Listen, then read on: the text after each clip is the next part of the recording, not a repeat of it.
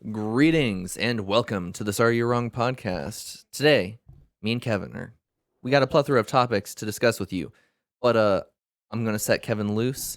We're taking him off the leash. It's Star Wars time, finally. So much Star Wars. What is good? What is bad? What's legends? What's canon?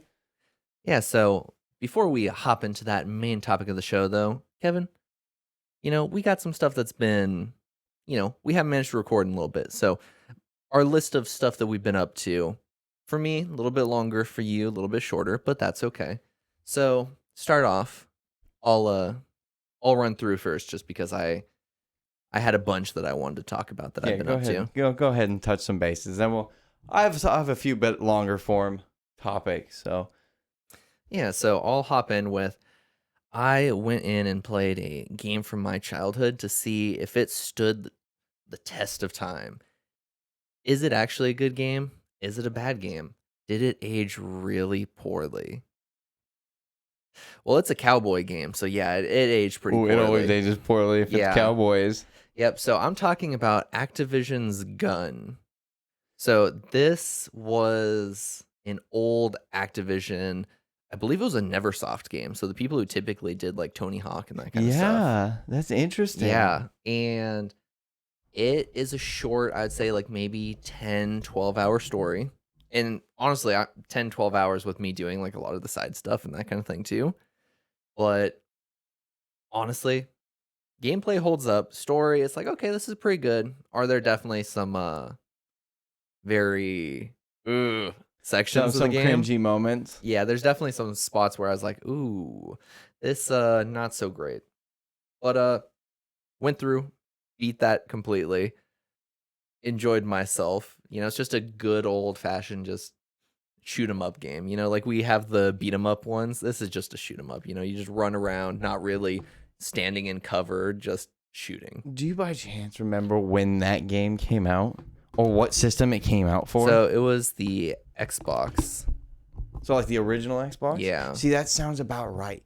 The end of the life of the PlayStation 2, there seemed to be this plethora of like cowboy games that came out. Yeah, because there was Gun, there was a Wet, I believe it was. Yeah, and then there was the original Red Dead games. Then there was the Red Dead games, yeah, and it was like they all kind of came out around that time period. The explosion of cowboy genre, right? It was definitely a funny one to go back and redo. But yeah, no, that was pretty fun. I've also been playing a little bit of Knights of the Old Republic. Oh yes. Which so I, for the first time ever in Knights of the Old Republic, you have 20 levels. That's when you hit level 20, your max level. And so I went in, and you are required to, through the first area, you have to at least level up once to level 2. And eventually, spoilers for Knights of the Old Republic, a very, very old game. If you haven't played it yet, you deserve the spoilers. Yeah, we're going to be talking about it later, so we'll make sure I'll do like a little dance or something. That way you can see, like when we're going to talk about spoilers. But definitely go play it. But so eventually in this game, you become a Jedi because it's a Star Wars game. Of course. And the thing is so getting off of the first planet, Terrace, you're typically about level 8 or so. And so then you only have 12 levels for leveling up your Jedi stuff. So I, for the first time ever, went through the entire first area holding my levels. So I was only a level 2 through the first area. Oh, no. That way I could get to Dantooine and just put 6 levels immediately into Jedi shit. So that was the first time I've ever done that.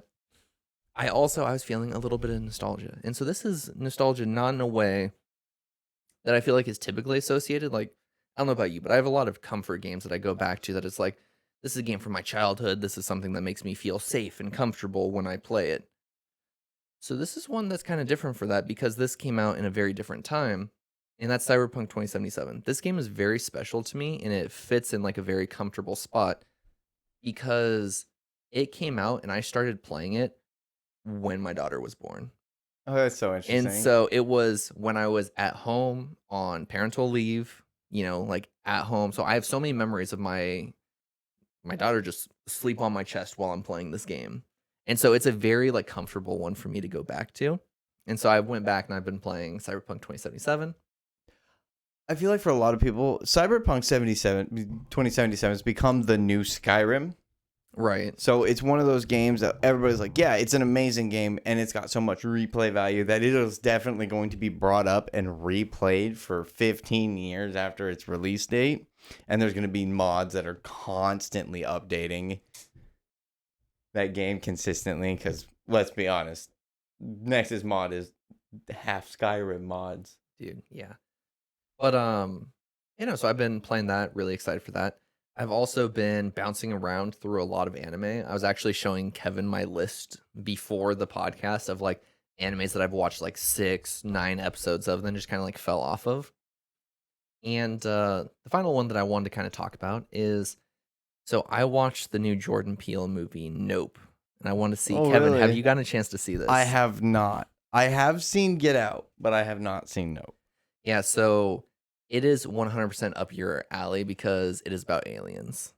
Ooh. I mean, they're real. They're just not here. Yeah, so I'm not going to spoil anything about it, but it is very good, and I think it's very much up your alley. It's kind of like my favorite alien horror movie has to be The Fourth Kind. I knew you were going to say that.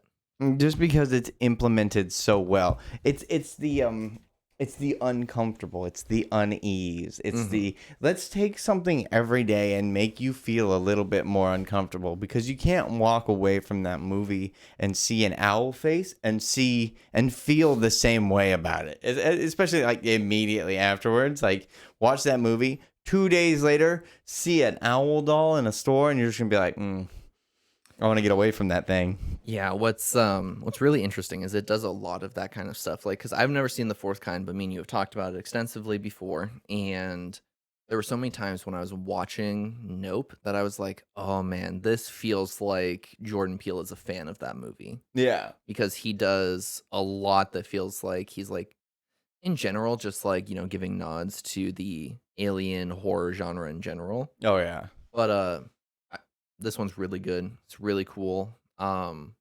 I definitely highly recommend it. But yeah, those have been, kind of what I've been up to over this last little bit. Kevin, how about you? What you been up to? Oh, I have on the spring sale for Steam. I tend to go a little crazy. I have almost 200 games in my Steam library. I have a problem. I like to buy Steam games, and I'll slowly play them. This is some of them. I love indie games, so I might play them. I might not.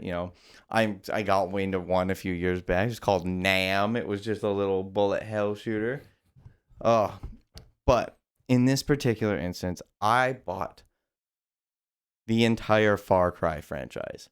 Had never even played the first one. By this point, 6 had already come out.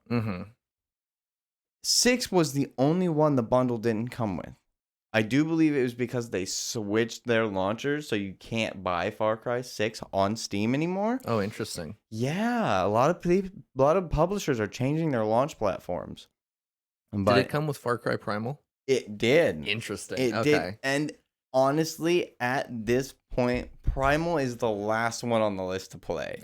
Yeah, that feels fair. I can't say I have beaten them all. Because if you've ever played Far Cry 1, it is hard. Even just normal, you just start the game. It is hard. Yeah. Like, enemies can just shoot through buildings and take you out. It's really difficult. And so I kind of just skipped to 3. Because everybody was like, well, you should play 3. It's the best. Yeah, I feel like 3 is the best starting spot. Because 2 it's kind of bridging that gap of number 1 is really hard. And number 2, I would say, is also pretty hard. But it's trying to, like, find this mix of like realism. So like guns jam all the time, fires spread like nobody's goddamn business. You know? Especially when you're involved in that fire. If it touches you, you're on fire. But I played through Far Cry 3, and it was a very good story. But the interesting thing was, as much as I had fun just liberating villages and I guess saving people from the cartels, it was fun, but it just felt a little lacking. And so I played the game. I beat the game. I didn't really go out of my way to do absolutely everything else in the game. I loved the direction of the story. I guess some spoilers for Far Cry 3 if you haven't played it. Yeah, so Yeah. spoilers. Yeah, spoilers. The ending is how they play that out is so well. Just the idea that you can't go into something and come out the same. Mm-hmm. Which, I mean, I guess we'll talk about this later. So me and Kevin have already discussed that we're going to do a full main topic of the show where we're going to discuss just the overall story of the Far Cry franchise. Yeah, the different So stories I guess and I'll how ask they you the affect question people. I have later, but go ahead and continue. What it's like I said, I'm not gonna go too spoilery, but it's just how you can't go into something, especially like a video game, and come out a normal person. And so, like one of the last lines from the game itself was just, "How can I go back home now? How can I be me? How can I be who I was when I started this journey?" And so that in of itself was just a beautiful representation of what it was like to live through the events of that game as that person. Right. You know, because obviously he's changed. He's a bit more broken as an individual. Psychological damage has been acute. And we go to Far Cry 5. So done with Far Cry 3 spoilers. Now we go to Far Cry 5 We're for gonna move on to Far general Cry 5. thoughts, and then I'll throw up hands if it's spoilers again. Far Cry 5 took a slightly different approach to 3. And I can't 100%... I have not played 4 yet, actually. 4 and New Dawn are Primal are on the last on my list. I just started New Dawn because it ties into Far Cry 5.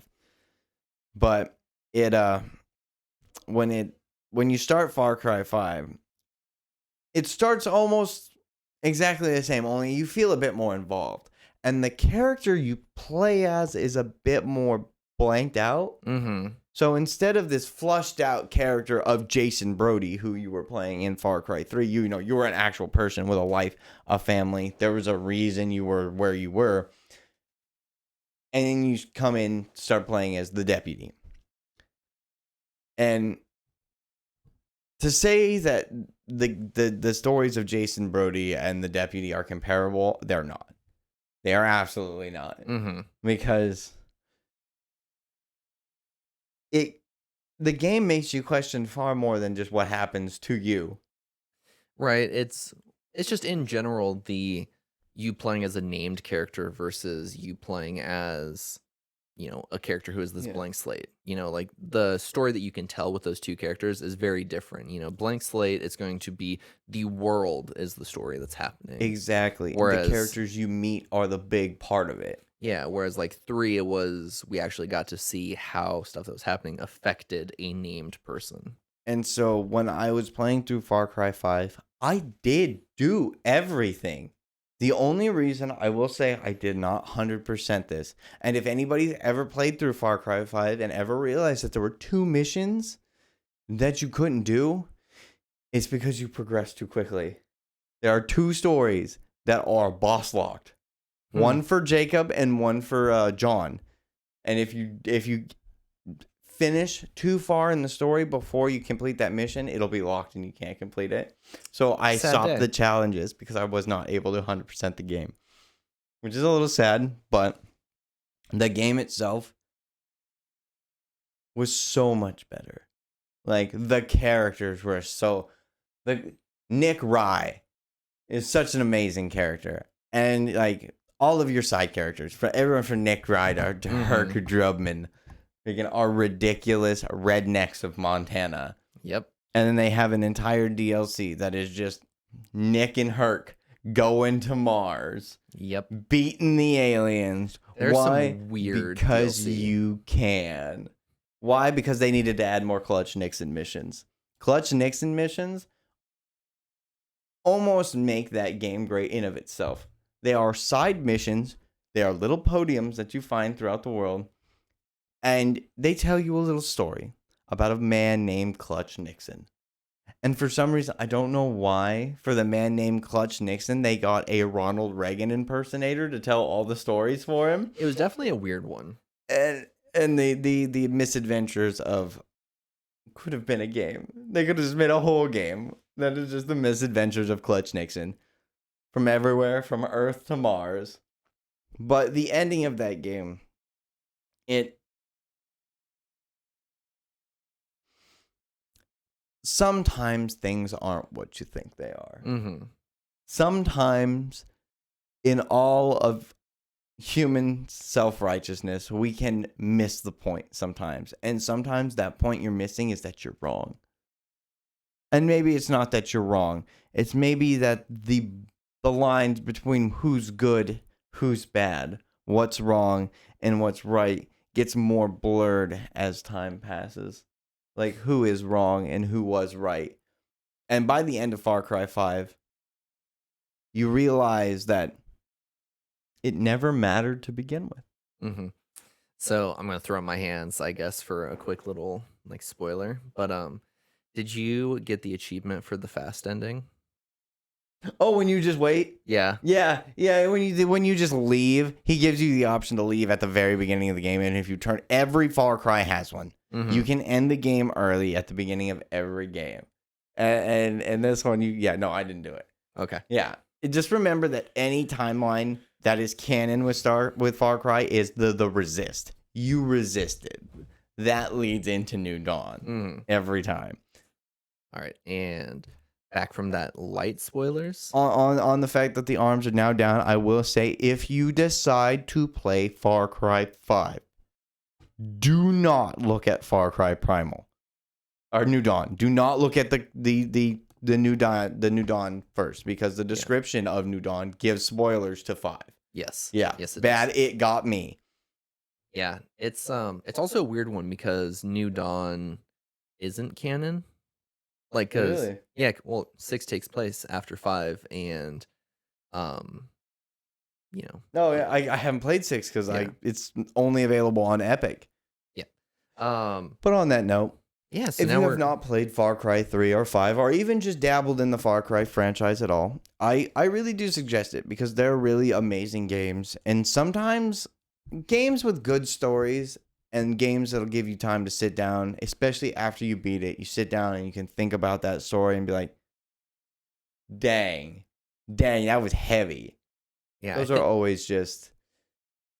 Storytelling is the best part about games. Like, it's a personal opinion. Gameplay mechanics are important, but without a good story, you're just left with an arcade game. And I think one of the best compliments you can give a game is when you beat the game and you feel sad afterwards because you beat the game. Yeah, like, you because don't now have any you know more. it's done. But I will give that to the age of the DLC. That little glimmer of hope for that DLC that you get to play at the end of the game. That's always something nice. But on that note, I'm going to transition to a second long form. What have I been doing? And that has been rewatching King of the Hill. And as much as I grew up on King of the Hill, it's an amazing, heartwarming show that after so long has surprisingly held up. And unfortunately, my co-host has not seen this. Yes. It is sad, but it's pretty much, when you boil it down to it, it's the story of a man trying to relate to his only son and dealing with his own traumas from his own life. Mm-hmm. Basically, you've got Hank Hill, who is a ball of trauma. This guy, he's a normal guy. Overly dedicated to his job, maybe, but a normal guy. Just a red meat eating freaking American Texan. And he has his wife, Peggy, and his only son, Bobby. And he can't have any more children because of his narrow urethra, which he's very ashamed about, but everybody knows, so it never really...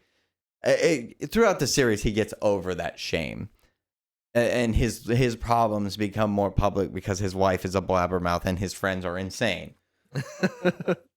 So he becomes a much more flushed out character. And as his son grows up and becomes so drastically different from him, and his almost fear in losing his child to not having anything in common with him. And as he grows up, he realized that was never really a fear he had to have, because he'll always consistently find things to talk to his son about and share with his family. And it's such a wonderful story.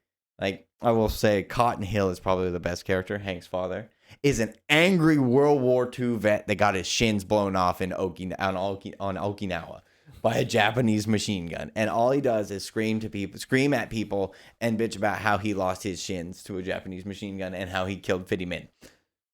And it through the series, you see how bad of a father he was to Hank. Right. And how Hank turned that around entirely and became such a good all-around person out of that abuse. And how wonderful of a father he became out of that abuse and trauma. And how he turned that into just being a normal person. And so, again, if you have not seen King of the Hill, I really suggest it. I do suggest it. Just because it's an animated show that... Does every episode still stand up to the weight of time? No. But what it's about overall, I don't think can be dated. Like, it's just genuinely how people feel about their families and their loved ones. And it's one of those shows that every like 3 or 4 episodes, it gives you a nice heart warmer. No. It's always nice. So on that note, we're going to do a little shifting over to our main topic of the show. Yeah, so we're going to shift over now to canon and legends. What do we like? What do we dislike in regards to the Star Wars universe? What have they ruined? What has been hodgepodge? And what actually made it better? Yeah, so we're going to start off with the negative because I want us to end on a positive note. So we're going to start with stuff we don't like. We'll start with negatives, yes. So we're going to start with canon. Kevin, what are the things that just really boil your buttons about the regular... And so for those of you who don't know, canon versus legends was when Disney bought Star Wars. They kind of ran and they were like, okay, this is all the stuff we want to be part of the universe, and all of this stuff is just like myths and that kind of thing. Yeah, what is no longer our reality. So a lot of Lucasfilm branched out. And especially near the end of the life cycle of Lucasfilms. They branched out a lot. And a lot of people started taking over and running with books, and a lot of amazing books came out within those years. We're talking like the Heir to the Empire series, and like so much. So many good books came out around that time. But now, like, I even want to say like some of James Luceno's books were like even Plagueis. I don't know if that was before or after the acquisition of Disney. I think it may have been after. Yeah, amazing it's novel, an interesting though. spot. And so a lot gets lost in translation. And the Metachlorians were just one of those things that we can have a very long conversation about Metachlorians, but how in your cells is the living force itself. And it bothered me. I never liked Metachlorians. I always hated the idea that it felt like Metachlorians were made as a way to Dragon Ball Z the Jedi, where it's like, the power level of this Jedi, how much Metachlorians they have in them. When it was just like, and there were other explanations for the exact same things. Right. Like, for instance, the loss of Anakin's overall quote-unquote potential in the Force by losing so many parts of his body. Right, he lost his connection because he became more inanimate, more machine. Exactly, because he lost the physical presence that has that physical connection to the living force. A mechanical arm is not living, therefore it cannot be connected to the living force. Now, I do believe that it's perfectly fine to say, like, every individual person has its own varying connection to the force depending on where they came from. Because you see a lot more dark side users come out of Dathomir, even though it's a nexus and not really much of a, like, the cult of the Night Sisters was almost entirely different from a lot of the Sith and Jedi. Like, they were pretty much all alchemy. Like, there are some ancient Sith that were all about the alchemy, but not like the Night Sisters. They were religiously zealots about the alchemy. Right, and I feel like that's a situation where it's like, hey, this is an example of how we could have used the living force, like, and had it be something interesting instead of midichlorians, where it's literally the first time we're introduced to it is Qui-Gon Jinn basically doing a blood test almost looks like Yeah. he is Oh, checking the blood sugar level of of Anakin. Anakin. Like Yeah. he's just like, oh, Just here, let me just poke your finger real fast. just before he uses what is, I'm just gonna throw this out here because this scene is one of my favorite in all of Star Wars. Just because the prop he uses is my favorite prop in almost all of Star Wars, because it was an old flat Gillette razor for women that they had painted silver, and it's one of the most obvious things in all of Star Wars. Because don't get me wrong, if you go back and rewatch on any old Star Trek, you'll see all those weird props, but not a lot of them will get you the way that the Gillette razor in the Right. Phantom Menace gets you. It's really just noticeable. Well, and what's insane to me is until you'd pointed that out, I had never noticed because you get lost in Liam Neeson's performance as Qui-Gon. Amazing! Like, especially that scene is he's literally just eating scenery. Like, he's just, kind of boring background and he's just monologuing to himself. But it's interesting. Yes. Except for what he's saying isn't interesting. It's just like, oh man, I could listen to that voice. Yeah. I just also feel like the character of Qui-Gon is such a good character. Right. And I love how much Liam Neeson has appreciated that. And so this is, I guess this isn't even, we're not like talking about the we're a little positives bit or on- that kind of thing. Yeah, we're a little tangenty just- here, but Yeah, we'll talk about him later. yeah. I mean, honestly, I feel like at some point, especially, we could go through just characters in Star Wars, Right. And that would make the whole main topic of itself. But metachlorians, in of themselves, I just feel like we're a really cheap way to try and over-explain something. Right. And it very much, it takes away so much of what is great about Alec Guinness's performance as Obi-Wan. And like, you see it highlighted so much in Star Wars Rebels, where you have all those sound bites and those clips of like Jedi throughout the movies and that kind of stuff talking about what the Force is. And it is this mystical, magical thing. And then they're like, oh, but we're going to quantify it and put numbers on it. And I will say there is a side bit to this that I will say Disney saved. Mm-hmm. And it was the crystals. I actually kind of like Disney's approach to the crystals. So in the old now Legends style for kyber crystals, they were all sent to I'm trying to remember the planet's name. It started with an I, but and I can't believe I don't remember that. But they were all sent to get their kyber crystals from this planet. Now, in the newer canon, your crystal depends on your affinity for that crystal. Mm-hmm. So the crystal you find is just the color it is. You are attracted to the crystal through the Force. It is the most connected to your slice of the living Force. And so you're drawn to it. And you get it, and then that's your color. And I like that a lot, because in the Legends, it was generally what your Force connection was itself. Right. And so now there are even more breakdowns to where your lightsabers mean things. Like a green lightsaber is a Jedi Counselor lightsaber, where a blue lightsaber was and then there was the Sith crystals. So the Sith crystals in old Legends are artificial crystals. Mm-hmm. They are made by the Sith that use them. And in the newer, they're not. They're bled. They're corrupted by the dark side. Right. Which is another thing I like. There's a whole freaking Vader comic book. And it was just after Vader can like get back up on his feet and move again. And during this period of time, he's just using a throwaway lightsaber. And Sidious looks at him and pretty much goes, I actually don't even think he had a lightsaber. He looked at him and goes, go get a lightsaber. You need to get your own lightsaber. Right. And to do so, he needed to hunt down a Jedi. And he ended up hunting down a Jedi that lived in self-isolation.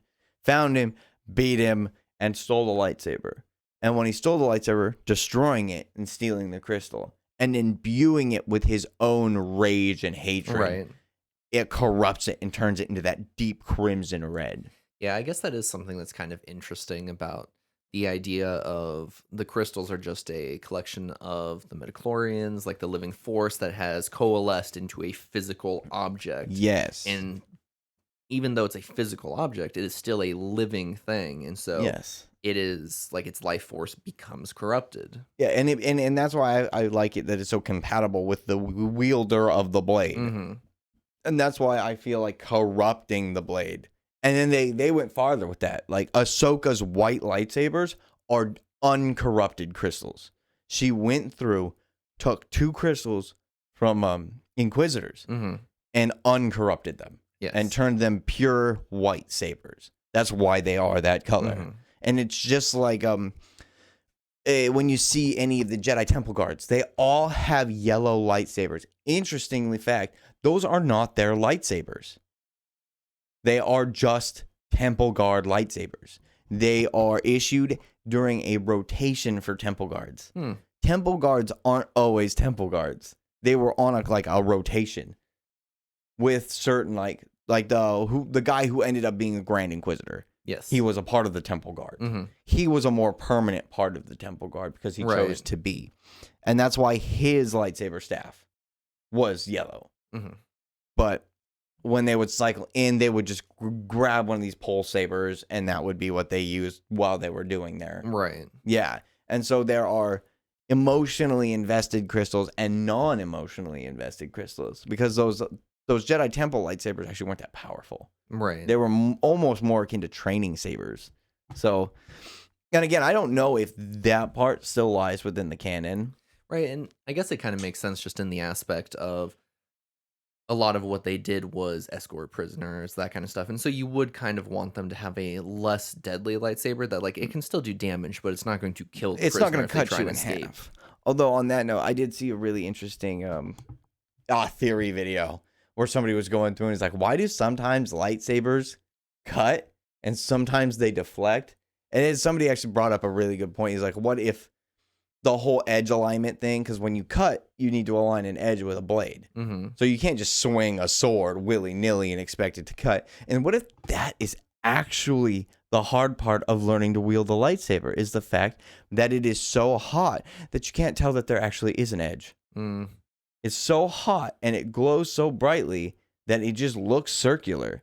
And so only these Jedi that can train themselves to see the blade. And that's why when you see like Luke fighting Vader, on top of the armor Vader's wearing that would allow him to deflect a saber blow like that, Luke would have no true concept of how to align the edge of a lightsaber blade.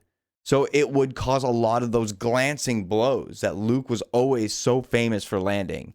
Right. I think it is also just them not understanding how a lightsaber works at that point. Oh, 'cause absolutely. we have the famous scene of, Alec Guinness cutting off the person's arm in the cantina and it bleeding. Yeah.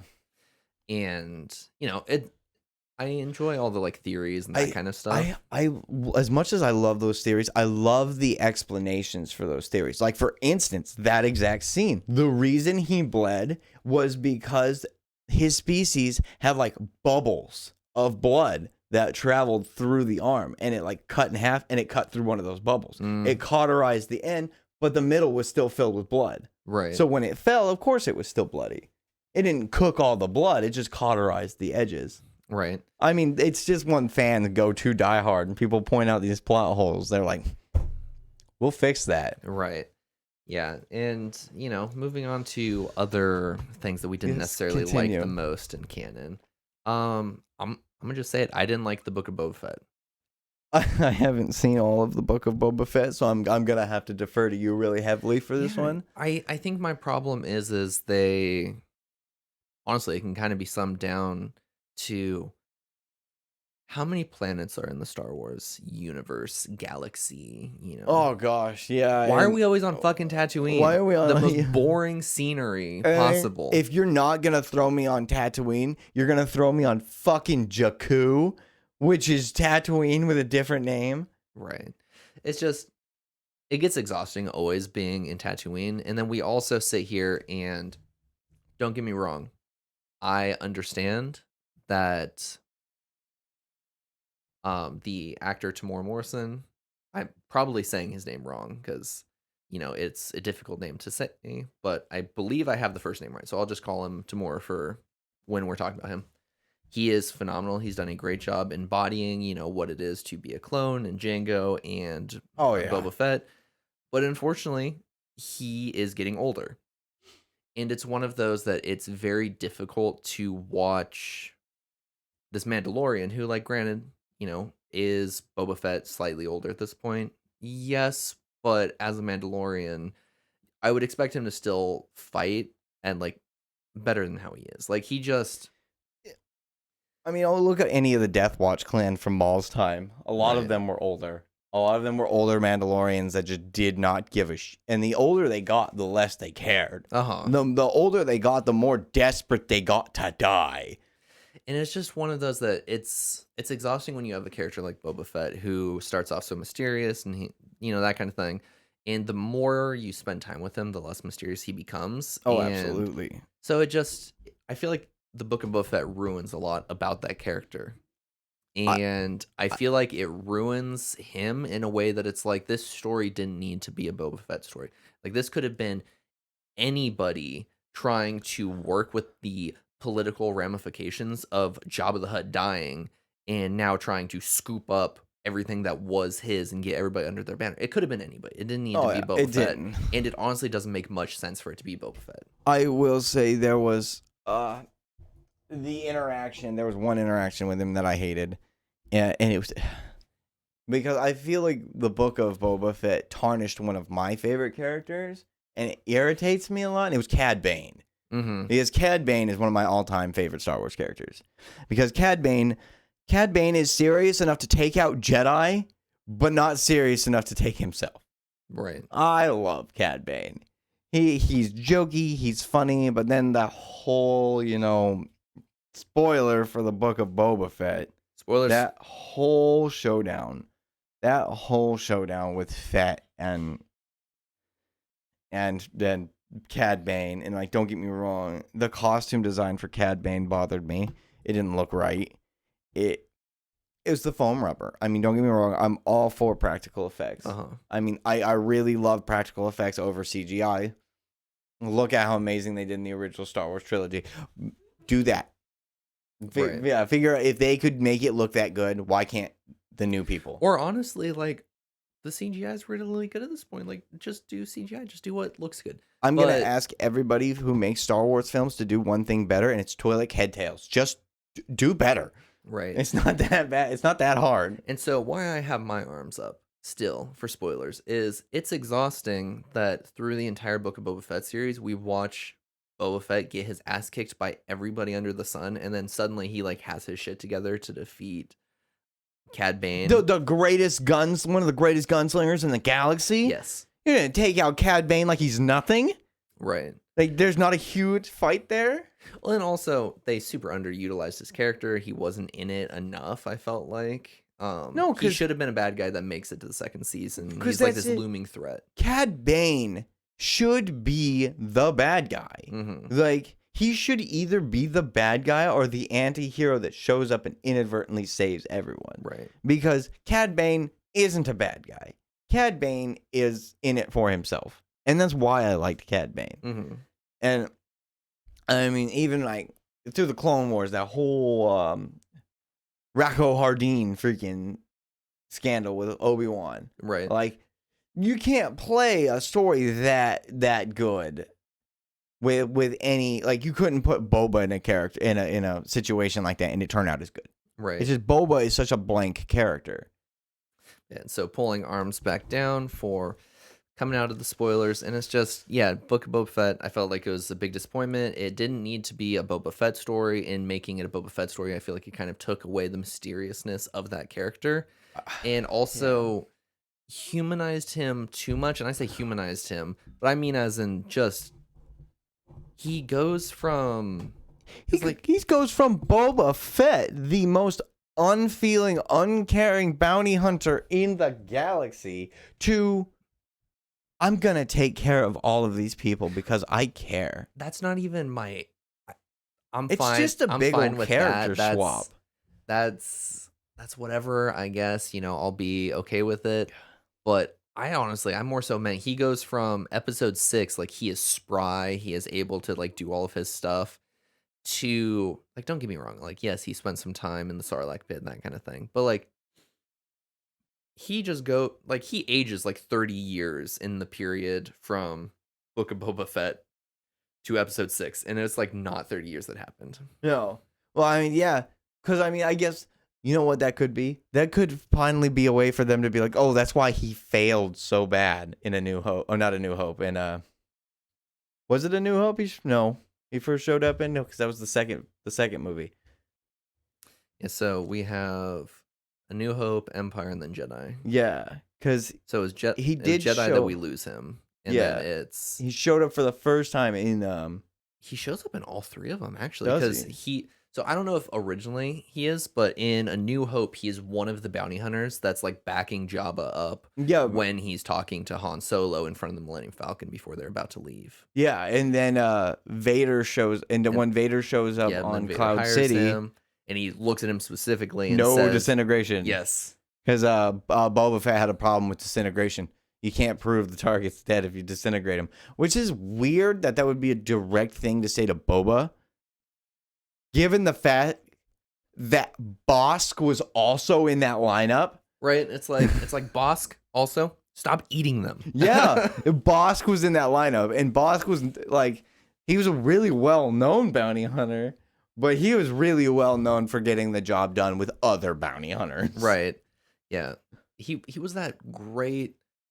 He was a really well-known bounty hunter because of how long he had been around, not necessarily because of his success, because he wasn't that successful. He wasn't. but you see him, and honestly, that's something that they could dive in a lot more, is Bosk's species constant Trandoshans? war. Yeah, Right, the Trandoshan constant war with the Wookiees. Mm-hmm. That was really good. And it's all because the Trandoshans believe in a hunter goddess or hunter god. Right. And murdering things throughout the galaxy counts for points in their afterlife. And Wookiees carry the highest value in their religion. So they're always trying to kill the Wookiees. And the Wookiees are just tired of the Trandoshans trying to kill them all the time. So next one we hop to is, I think that it was horribly ruinous to have EA get exclusivity to video game rights for as long as they did. Yes, when Star Wars was trying to become a thing again. It is at the end. We are at the end of the exclusivity. I do believe Jedi Survivor will be the last EA exclusive, which we are 6 days out from now. Yep. The release of, and I will be playing it on its release day. If it has half the gameplay of Fallen Order, I'll love it for the gameplay. Right. Well, and it's one of those that I feel like we don't need to say much about this. It's just that when you are trying to make Star Wars the thing again, like, you know, we had how many years? It was like almost a decade from Revenge of the Sith to what was Force Awakens. Yeah. And so when you are sitting there trying to revive a franchise, not that, you know, it was necessarily dead, but like try and, you know, like make it a thing again, it just doesn't make sense to put yourself only with the EA franchise, as well as it's just like, okay, you know, you look at EA and you don't necessarily have the widest swath of games coming from them. And so it really limits the stories that you can tell. Like, because honestly, you look at EA Studios and you look at the studio that did Fallen Order, and no matter what you thought about the story, you didn't expect the team that did Titanfall to all of a sudden make a Souls-like Star Wars game. Oh yeah, and they did the game. The gameplay is one of the best parts of that game. It's done so incredibly well, and it's so very smooth. And so yeah, you don't expect that from a company whose greatest claim to fame is a first-person shooter, right? So especially one like Titanfall. Well, exactly. Like, this is literally a studio that split off from doing Call of Duty. Like, yeah, they went from Call of Duty to Titanfall to this. Like, they did very well. And so it's just one of those that, like, if I was to tell you back when they got the EA exclusivity that, like, hey, EA is going to be the only one doing Star Wars games, you would be like, okay, we're going to get a bunch of first-person online multiplayer shooters, and that's what we're going to get. Or if it is like a single player, it's going to be a first-person shooter. Yeah. You know, you you wouldn't expect looking at their group of studios that you would get an actual Star Wars game. Yeah. They certainly with as much depth as they put into it. I will say again, I still have my problems with the Fallen Order. Like their stories, the story wasn't great, and actually that's a decent segue to this last bit. Is Hmm. the repetitive stories in the canon, and they almost are the same story every time. Right. Because they really pick and choose, because you can boil legends or the rebels down to pretty much the original story. Is pretty much the same thing if you replace Ezra with Luke. Hmm. I mean, there are some differences, yeah, but for the most part they line up a lot. And like almost something I like to think is, if you look at Rebels is almost kind of the polar opposite of the Force Unleashed, Hmm. where instead of having one super powerful force being that fell into the hands of the dark side and got trained to be a super weapon, you have a really talented force user that just so happened to fall into the hands of one of the last few Jedi that might be able to train somebody. And it's just runs in that freaking direction. Yeah, I just think canon is really unfortunate in the fact that we have seen that there are so many opportunities to tell unique, different stories in the Star Wars universe. But for some reason, we always end up, like we said, on Tatooine or Coruscant. Or hunting down that freaking holocron full of force sensitive children from the future. And it just becomes exhausting because it feels like a way to communicate these ideas to people who are just casual Star Wars fans. And by casual, I mean people who, like my dad, who has seen the movies but hasn't seen the TV series or that Yeah. kind of thing. And so it's one of those that it's like, okay, this way everybody knows that this is kind of a thing. But then it becomes really exhausting and tiresome for the people like us who consume everything. And so it's like, oh, this plot line again. Yeah, it's just like, oh, we're gonna revisit this place again, or we're gonna revisit. It's like we've revisited even freaking Dathomir like 100 times, but even then, like there's still 100 more stories to tell on Dathomir that are Hmm. still interesting because of the complexity of it. And yet, we're just gonna go back to Coruscant. We're still Right. just gonna sit in the Imperial worlds in the core. And if we are gonna branch out into the outer rim of the galaxy, we're gonna land on Tatooine. Right. Like, I would love to see a split story of it takes place on Dathomir, and you have one of the Night Sisters. It follows her trying to rise through the ranks and the political, like bits of like, oh, hey, like I got to watch my back because of, like just in general, our business, but I'm also going out and being an assassin and that kind of stuff and just trying to, survive as a Night Sister while also, jumping over to the other branch of the story where we have, one of the males of Dathomir who is being trained, and basically being shaped into this weapon and kind of seeing the like duality of the two sides of Dathomir. Oh yeah, and there are much larger things from Legends that they can touch on. I mean, there are Right. so many really good stories. Like I guess it's not so recently because I don't even. I think it was in Rebels itself that they canonized Exar Kun, Hmm. and that story in of itself is incredible. That's the first Jedi schism. That's the exiling of a group of Jedi from Tython, and they end up on Korriban meeting the Sith race, and they combine to become the Sith purebloods. And like even through then, like the story of the Sith, like the actual Sith race is incredible. Hmm. And like even before that, like you can go back even before that, and you can go, okay, the endless Rakatan Empire that was before humans were everywhere. Right. And so like there's so much that they can do, but they're too scared to canonize too much. Right. And I feel like that's it. And I feel like there should be a little less worry about what ends up being canon and what ends up being a good story. And so I feel like this is a great tangent to we'll jump over one of them because I feel like it fits so perfectly in one of my difficulties with Legends, now swapping over to the negatives about Legends, is the fact that because everybody got to do whatever they wanted pretty much, there is so much inconsistency of characters. Oh, Like just if absolutely. you sit there and look at Luke and you jump from different series written by different people, like Luke is a different character with the same name through all these billion books and video game entries and that kind of stuff that you see him be a part of. Then you've got whole sections where he's married and has children, and other books where he's married. Mara Jade Skywalker never existed. Right. And like the Emperor's, like the story of Mara Jade, don't get me wrong, I really like that. The whole Emperor's hand out for revenge against the man who took the freaking Emperor, and they end up getting married and have children. Like, what are the odds? But they also introduced a couple of really interesting concepts in those books, like the bugs or the slugs that can remove force sensitivity. Little weapons Thrawn used. But you're right. Even that, like some of the most consistent characters throughout Legends is Thrawn. And that's because Thrawn has 3 basic character traits: smart, cunning, angry. Right. Smart, cunning, ruthless. That's it. That's all Thrawn has to be. Oh, and deadpan. Let's make him a little more deadpan each time we see him. Don't get me wrong. That's Thrawn. How can you mess up Thrawn? You can't. How can you mess up Vader? It's kind of hard.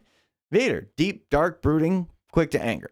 Right. Just make him show up, be scary, kill people. Exactly. So portraying these guys isn't difficult. But when you go in and portray the more difficult or in-depth characters of Luke Skywalker, and I mean, heck, even Anakin Skywalker in some of those comic books are weirdly different. Like, some of him, he's just angry all the time, and like, we're gonna go ruthlessly slaughter all of these droids and all of their creators and all of this, and then other ones where he's like a human being. Yeah. And it's frustrating. It's frustrating because you go from one piece to the next, and you're like, okay, time to headcanon this a bit. And I have to alter his own what's been written down for me, and that's not as fun. Right. You basically have to forget everything you've written and then read the new stuff, and then it's like, okay, now I can remember everything and kind of try and figure out how it mixes. But yeah, and I'm gonna give one more addition to the inconsistency of characters in Legends, and it's the inconsistency of the abilities of those characters in Star Wars. Yeah. Palpatine is one of the most powerful Force users to ever exist in the Star Wars galaxy. The guy can create storms in space that can swallow planets. Yeah, not in the movies. Right.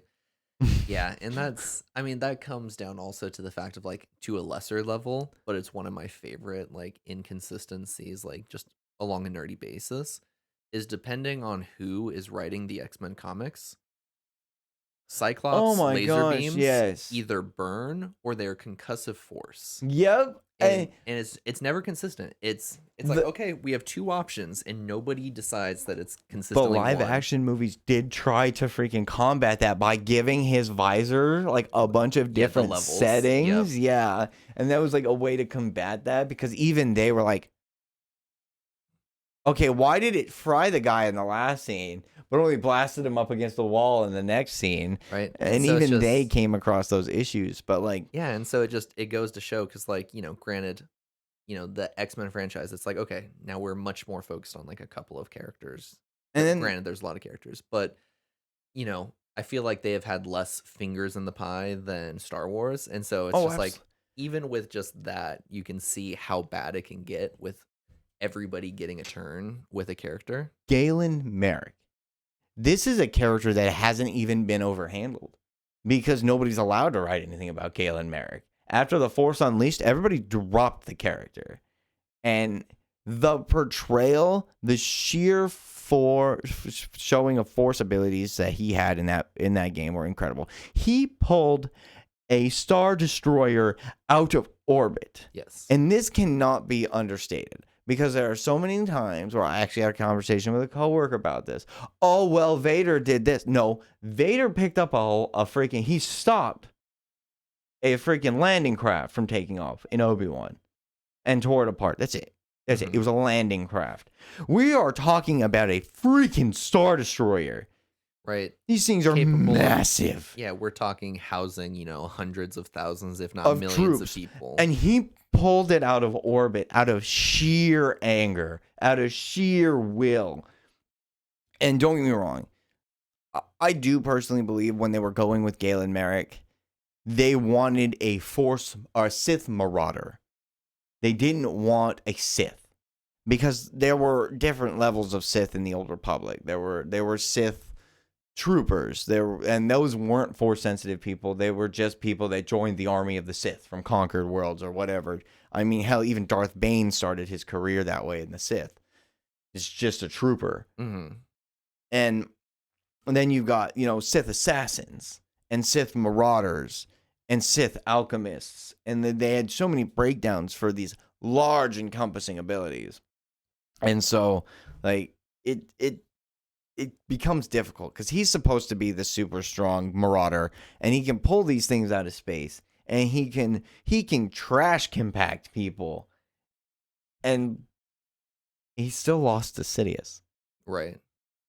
When he rightly should not have. The only thing that Sidious had above him was smarts. And yeah, we'll hand it to Sidious. So that's probably a really good way to win a battle is to outsmart your opponent. Mm-hmm. And if sometimes anger is not the way to go. And I feel like the Sith contradict themselves constantly that way. Right, because that's one of the ways that Sidious always maintains his power over everybody. It's by not being angry. Right, it's being in control. Yeah. He uses his not anger, but irritation to guide the flow of his actions. Right. And to guide the force around him. And that's why he is such a good Sith. And that's why I feel like Bane was both right and incredibly wrong when he made the real rule of two. But there's just the inconsistency of their force abilities. Darth Nihilus could eat planets. Yes. Just whole planet gone. And yet he was still stopped by nobody. Uh-huh. Yeah.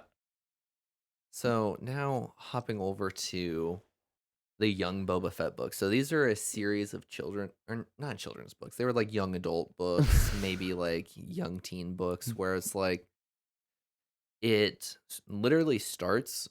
The first book is Boba Fett trying to escape Geonosis as, the clones are like showing up and fighting against the CIS. Yeah. And so it's interesting in the time period it takes place, and it continues on for that. All the books are while he's a kid, but it's just one of those that the more time you spend with, it's basically the same complaint I have with the book of Boba Fett. The more time you spend with the character, the less mysterious and cool he becomes, and especially spending a lot of time with a character as cool as Boba Fett as a kid, it just like kind of kills it a lot. Oh yeah, and because like as a kid, I was like, oh, this is cool, get to read about Boba Fett, and then you just kind of are reading, and you're like, oh, he's just kind of a kid. Yeah. On a little side tangent there, that is one of my favorite scenes from the original trilogy, or from the prequel, the prequel trilogy, is the freaking Geonosian fight scene. When all the Jedi show up and activate all their lightsabers. I remember being a kid and just like, oh. But then as an adult, watching the fight scene go down between Jango Fett and Mace Windu, and everybody's like, oh man, freaking Jango went out like a bitch, and like he didn't though. He didn't. If you pay attention to the entire scene very closely, and if it really helps if you do have another scene up from when he did take out a Jedi, he actually has the same consistent tactic.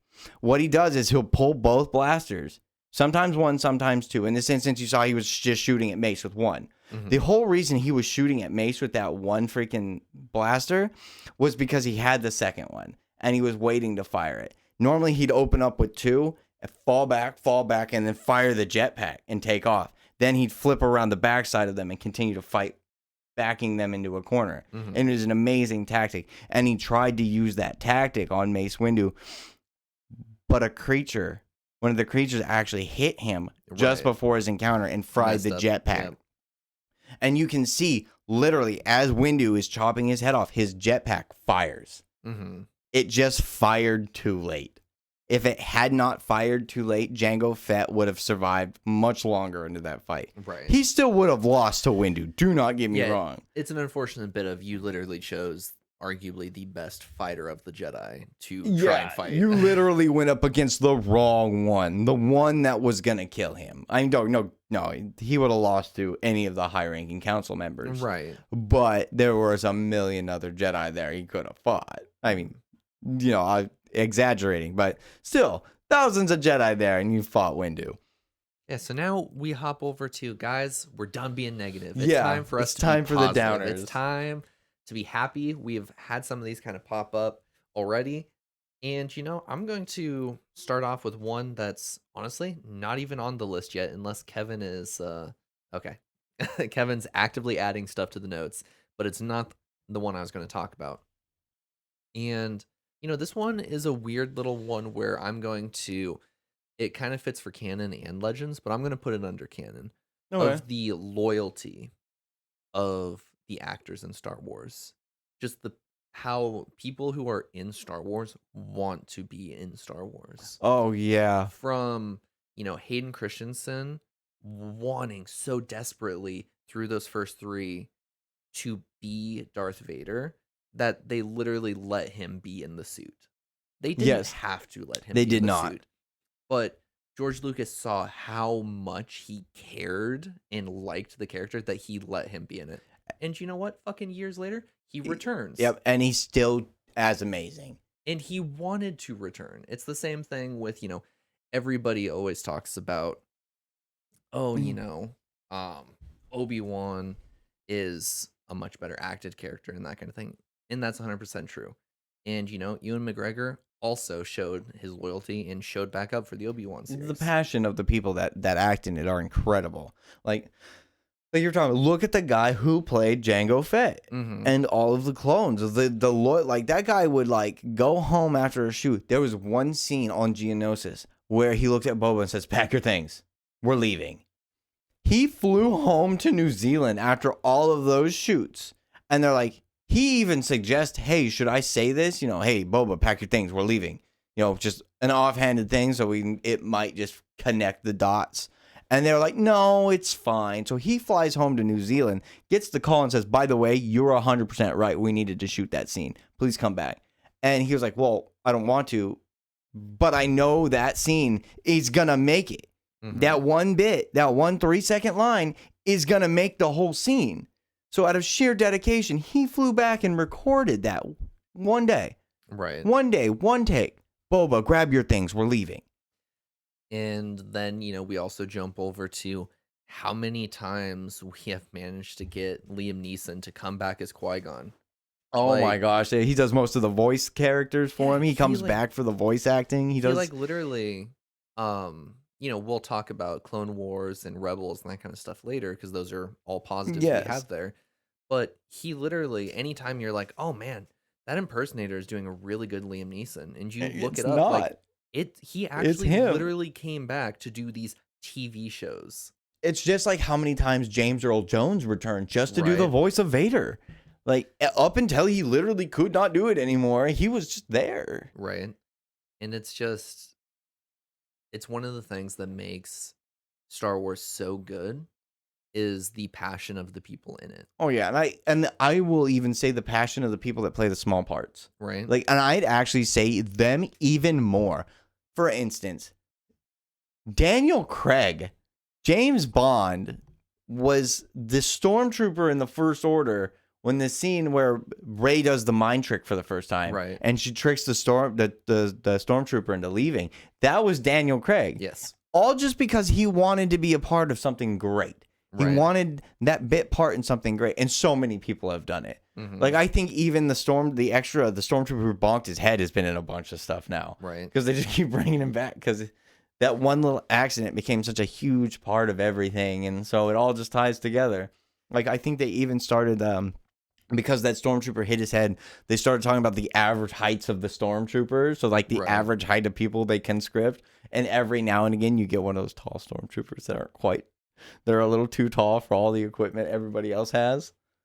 Yeah, and it's just, like another one of those that I feel like you can't talk about the passion behind Star Wars, especially with new canon and that kind of stuff, without talking about, Mr. Cowboy Hat himself, Dave Filoni. Yeah. Who nobody, or I'm not going to say nobody, but very few people live and breathe Star Wars like he does. Yeah. And the fact that he managed to, with a animated kids cartoon, make going from Attack of the Clones to Revenge of the Sith makes sense is impressive. Okay, so I will doubt that slightly because he was given a golden ticket. Like, you really was so hard to fail that. So the reason the prequel trilogies are indeed better than our original perception of them was simply because too much story was trying to be jammed in too small a period of time. The story of Anakin Skywalker is complex because it ties into the CIS, the Civil War, the corruption of the Senate, the fact that the Sith was really just there and showing everybody else just how really corrupt and advantage of they were being taken. Like, the universe was the oyster, or the galaxy was just the oyster for the Republic. And the inner worlds felt that fucking rush of wealth, and the outer worlds suffered for it. And it was a bad system. And like how they can go through those stories and be like, are you sure you're on the right side? Right. But he was given that golden ticket to fill in that blank. And so he could be like, okay, we have all these worlds in Star Wars. Let's start making up battles. Right. Let's start making up battles. Let's start making up reasons why Anakin would be that way. So I feel like he really had a really golden template. Right. I feel like he does so much more with, and this is us getting into talking about another positive from canon is the Clone Wars. Which is the entire Clone Wars series. Yes. Absolutely. It's phenomenal. Absolutely. It manages to take clones from being literally one guy who is doing all of them, and then them just being CGI models in the background and that kind of stuff. They were blank slates to their people, and then they became real people with real emotions, real fears, real freaking hopes and dreams. And like, I really love the defector episodes. Every time we see a defector, they go off and they start families. And they're normal people. They literally took it from, if you look at just the original, like the first three, it's robots fighting robots. Yeah. It's mechanical robots fighting biological robots. And then within Clone Wars, we start to see them over time, because it starts off with them very much being like, oh, we are just clones, we are just these robots, basically. Yeah. To them gaining individuality and like the different haircuts and tattoos and that kind of stuff that they do. The markings on their freaking armor and their helmets, and they're distinguishing, and they give each other names. And like, they don't just end up being it's Clone Trooper 5555 anymore. Right. You become fives. Or, you become Wolf, Gregor, Rex, all of these guys that became people. And you cared about them.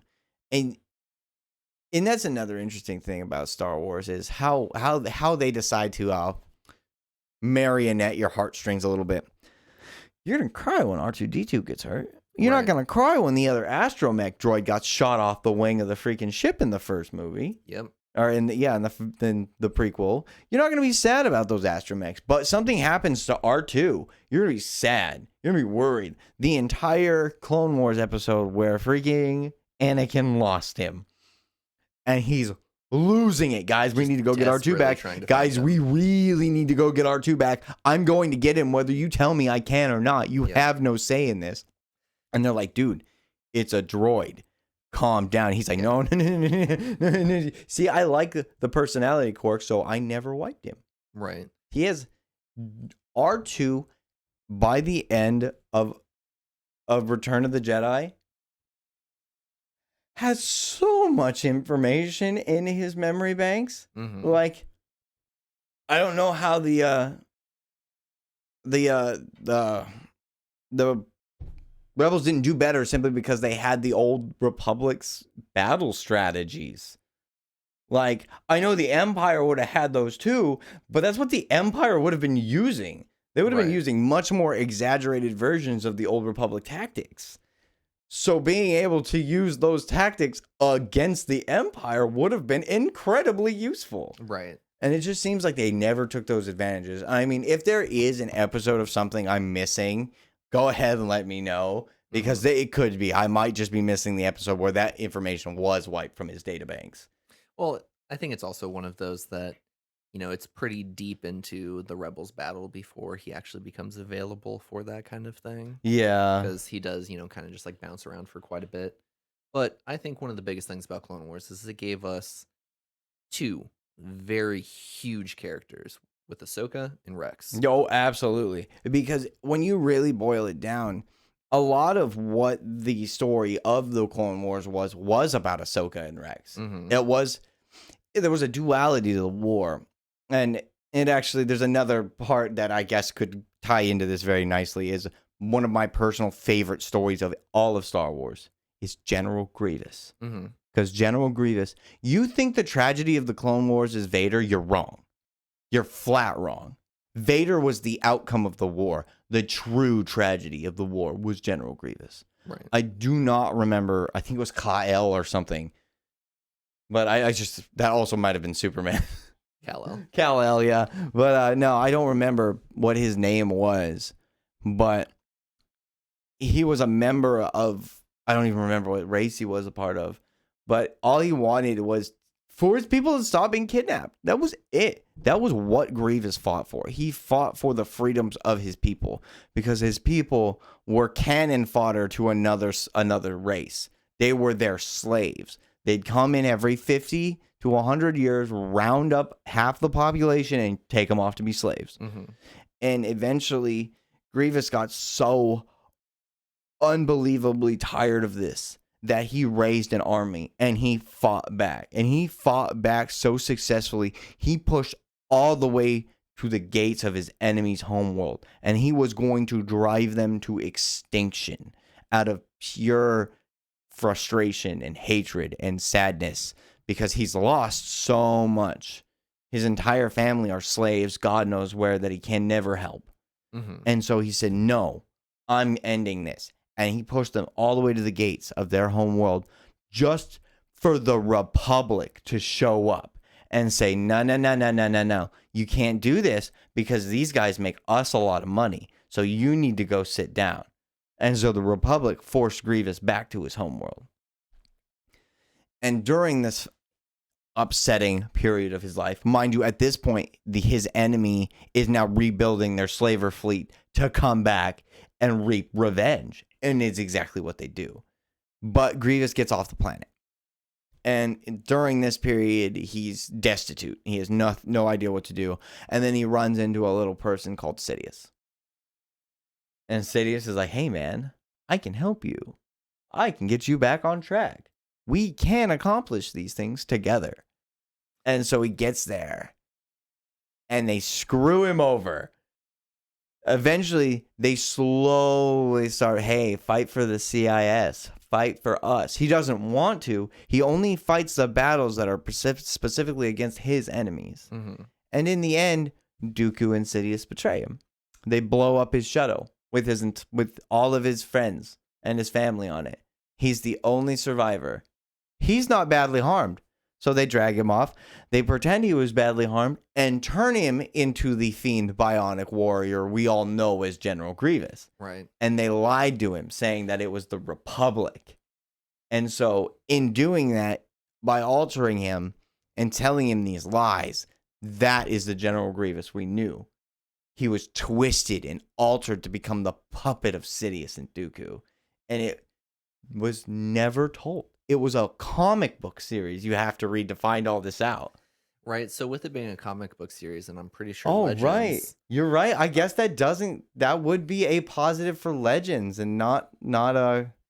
So I will say that Grievous also gets some positive in canon just for the fact that he's an amazing character. He goes from being, a wheezing, like we're told he's a really good fighter and that kind of thing. But then we see he's got one trick where he just spins all his lightsaber blades and overwhelms people to, wow, he actually will lure Jedi into traps just to keep himself trained and that kind of stuff. This is actually canon because the original Clone Wars movie is canon. Mm-hmm. Grievous was the ultimate fighter. He was that good. There is a short movie called The Clone Wars that was not the one where Ahsoka is introduced. Mm-hmm. It's much older than that. Yeah, it's very old. It was Cartoon Network did it. Yes. Are you sure it's? I don't think that one's considered canon. Really? I'm pretty sure it falls in Legends. Because that's the one where Mace Windu crushed the case in which his organs sit Mm-hmm. and caused the cough. Right. And that's why I wonder if it's canon, because that's why he has the cough. Mm-hmm. That's why he is that way. Yeah. He had to adapt newer tactics as to being sneaky and laying traps, because he couldn't wipe out 7 Jedi at a time anymore because of the damage to his actual internal organs that were inside the chest cavity. So I think, we talked about great characters in Clone Wars that then get to transition to Rebels. That's, I think, how you see that characters are so good is, we get Ahsoka popping up in Rebels. You get, Rex popping up in Rebels. But then you also have later, they're like, oh, yeah, this one old dude from, Return of the Jedi. Yeah, this is totally Rex right here. Yeah. And, it's like, oh, like, can you imagine this one dude who like signed on to be an extra and then all of a sudden it's like, oh, you're a really beloved character. Yeah. One of my favorites is in like the very first scene of A New Hope, when or one of the first scenes when Vader comes onto the meeting room in the Death Star, and he starts to force choke that guy. Next to him is a pudgy old guy with white hair. That's Admiral Yularen. That is Anakin's admiral from the Clone Wars, Right. and the voiceover announcer for all of the Clone Wars. Uh-huh. Yeah, this is an interesting thing. R.I.P. Admiral Yularen that died on the first Death Star. But so I think Rebels is incredibly great. I think I have some bias because I think that time period is the best time period in Star Wars. No, Like- yeah, that Like, I think just stories of rebellion are some of the best in general across any media. And so I agree. it gets a little bit of extra, but I also enjoy that it's a much more like focused story and we stay with this smaller group. It really falls second for me with the story of Revan. Like, just as for like how incredibly desolate the situation is. Like, in Rebels, the situation is incredibly dire. Yeah. Like, they're real lighthearted about it, but the situation of Rebels is incredibly dire. It's incredibly dark and looming, and death is everywhere. Right. And then you get like Revan's second great Jedi schism, and it's just that it's the Mandalorians taking over the entire galaxy, Right. and it is dark and terrifying, and the end of result could be anything from it being stopped to the total destruction of everybody in the path of these people. Right. And I think that's something that's really cool about Rebels is that you get some of the after effects from the Clone Wars just in the aspect of like, okay, obviously the Empire happens, that kind of thing. But more so when you look at both the characters of Ahsoka and why can't I remember the guy that trains Ezra? But basically you Yeah. get these two Jedis who very much along the lines of like a Revan or that kind of thing grew up during a war and how that changes what it means to be a Jedi depending on what they are needed to do. And so it's interesting seeing what does a Jedi who grew up during that time look like when the Yeah. war is over. Yeah. Like, what is Anakin Skywalker turned into after the death and destruction? He turns into Vader. Right. And it's very interesting because, you could argue and say the same thing with like Rex and that kind of stuff of just like, what is a soldier when the war is over? You see, but Gregor, Wolf, and Rex turned into wonderful people. Yep. They turned They're into just great wonderful people are, who are just grateful to be alive every Yep. day because they saw the death and destruction, and that's all they knew. And when they knew a life of peace, they knew that, holy crap, this is it. This is what we fought for. We fought for the do nothing. We fought for the relax. The inevitable fade into nothing is exactly what they're just happy to accept. But the final thing I'll say about Rebels is it has by far the best like get hype moment in all of Star Wars where you have Ezra connecting to the Force and he hears Mace Windu and Qui-Gon and Obi-Wan and he hears everybody through the Force. And it's so sad because they do such a piss poor shitty job of it in The Rise of Skywalker. Oh, when it hit Ray too. Yeah, and it's Yeah. just like it's not anywhere near as hype, which is so unfortunate because they got a lot of like Kanan Jarrus, that's his name. They Yes. got Kanan, they got Freddie Prinze Jr. to come back, and he did sound bites for Rise of Skywalker. You had, you know, um Samuel L. Jackson do Mace Windu bits for it. Like you had all these great people do it, and it just for some reason it doesn't hit like it hits in Yeah. Rebels. So Like it's just so fucking good, dude. It's you like one of the biggest get hype moments. you were saying that Rebels, in your opinion, is probably the best time period. Mm-hmm. So I'm gonna agree with you, but I'm actually gonna agree with you for some weirdly different reasons. Okay. Because I personally feel like Rebels is the best canon, a culmination of Legends, if that makes Yes. any sense. Yep. So the reason I say that is because there are things that pop up throughout Rebels that don't pop up anywhere else. For instance, this one comes up later, like in the Rise of the Skywalker and everything, and it's Vader's stuff. Mm-hmm. Vader's helmet plays super heavily into into both Rebels and freaking, because it ties into freaking Kylo Ren. But like, if I remember correctly, didn't somebody get their hands on Vader's glove in Rebels?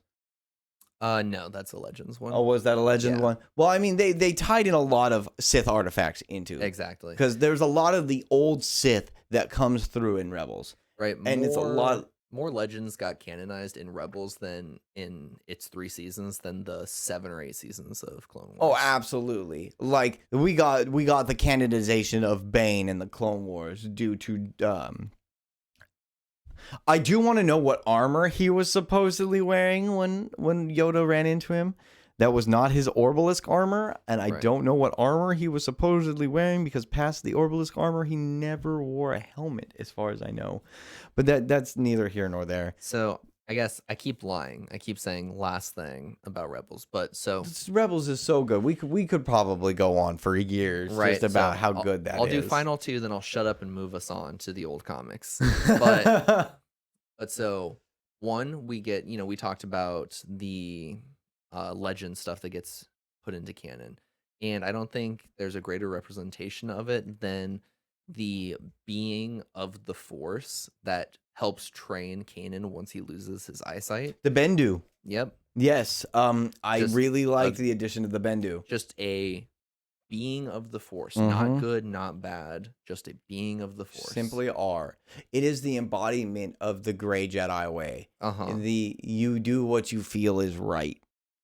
And then the last one is, this is for a Clone Wars and Rebels, but Sam Witwer as Darth Maul.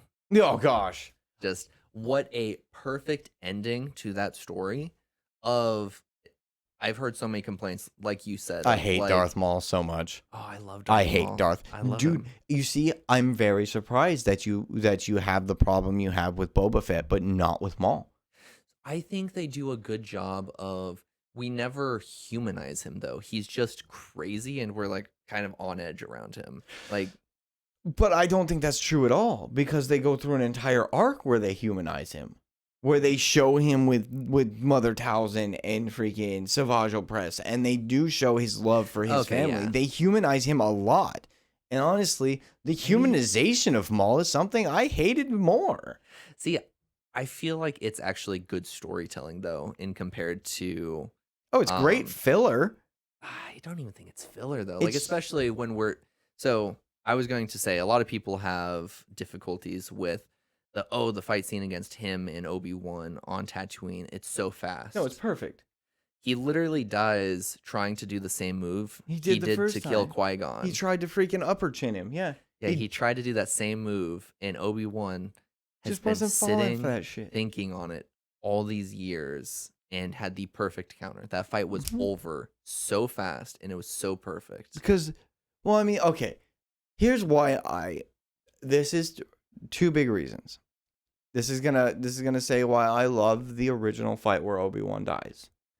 And I love, huh? Qui-Gon dies? No, Obi-Wan. Oh, okay. Sorry, I thought you were talking about like the. No. This is the fight between. I'm comparing the fight between Obi-Wan and Vader, and Obi-Wan and Maul. Okay. it's beautiful in the simplicity. Mm-hmm. These are old men. Their time is done.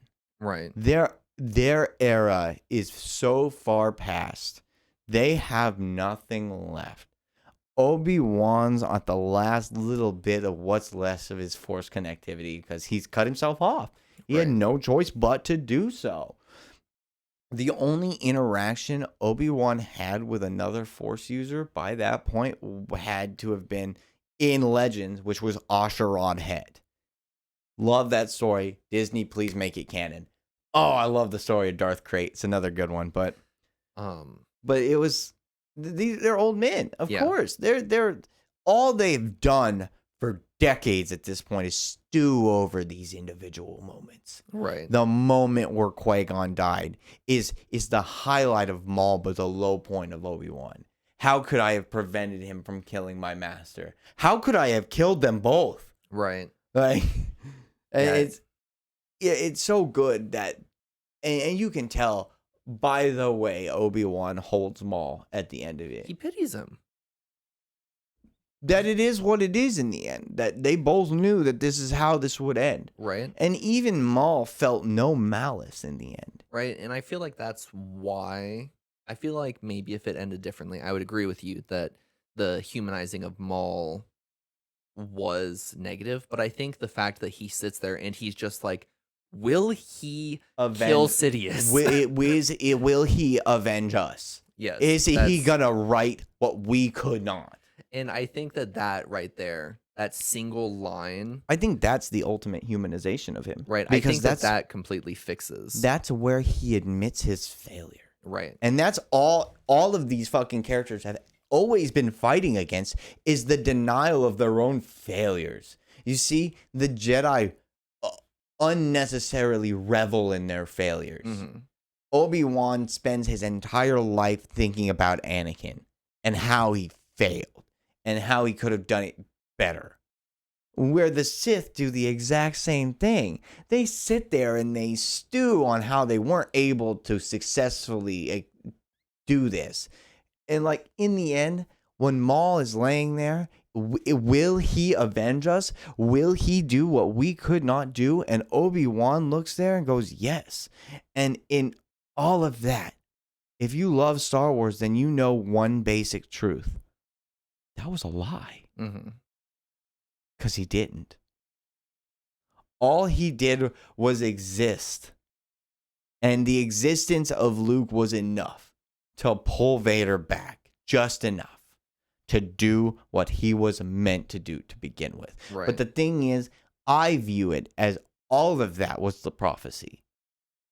He did bring balance to the Force. He boiled it down to a handful of Sith and a handful of Jedi. Yeah. And that's what it was supposed to be. And then once the Sith were quote unquote wiped out, the unbalance started again. Right. But it was the view of the unbalance. Like, it was the new Jedi. It was Luke being like, maybe they didn't do that right. Maybe Yoda was wrong.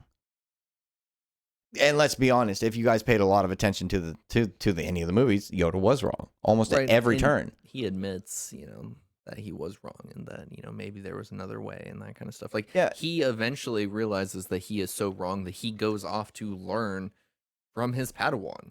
Yeah. He goes off to learn from Qui-Gon because he's like, maybe Qui-Gon wasn't wrong. And, well, that's the thing is even past that, on Dagobah, he's still wrong. He is still flooded by his own pride. Mm-hmm. And that's the weakness of Yoda, is because he could have turned around and looked, Luke, if you don't finish your training, everybody dies. You're just going to fail. But the failure of Luke on Cloud City drove the plot forward. It drove that little bit of humanity back into Vader one step at a time. But if Luke stayed and finished the freaking training and had been so great that he could have defeated Vader in that one moment in Cloud City, the prophecy would have failed because Luke would have still failed to kill Sidious. Right. He would have just eliminated Vader in the moment and not left the gold story open for Vader to do what he was supposed to. All right, so running a little long, so we're going to speed through these next couple. Oh, yes. Can't get me going too much on Star Wars. I love it. So, Andor. This one is awesome because it's basically, it's it chunks into, you get these great segments of, you get rebellion, you get heist, you get prison break. You like, get normal people. yeah. And it's just a great Star Wars story. Some of the best Star Wars story told lately. And I am rewatching it, and I am gonna swallow my pride and admit I was wrong. So there was a lot of things I actually bitched about. I rewatched those first few episodes, especially. I need to keep going, but the murder of that dude. Mm-hmm. I hated it at first. For some reason, it just seemed so forced. And as it does still seem forced, I get it. The unluckiness of certain people in Star Wars. Yes. But the vital point, the why they're unlucky, they have to be unlucky in order. And sometimes you just need to suspend your disbelief to believe that the Force is playing a part. Right. And in this instance, that man had to die because Andor had a purpose. Mm-hmm.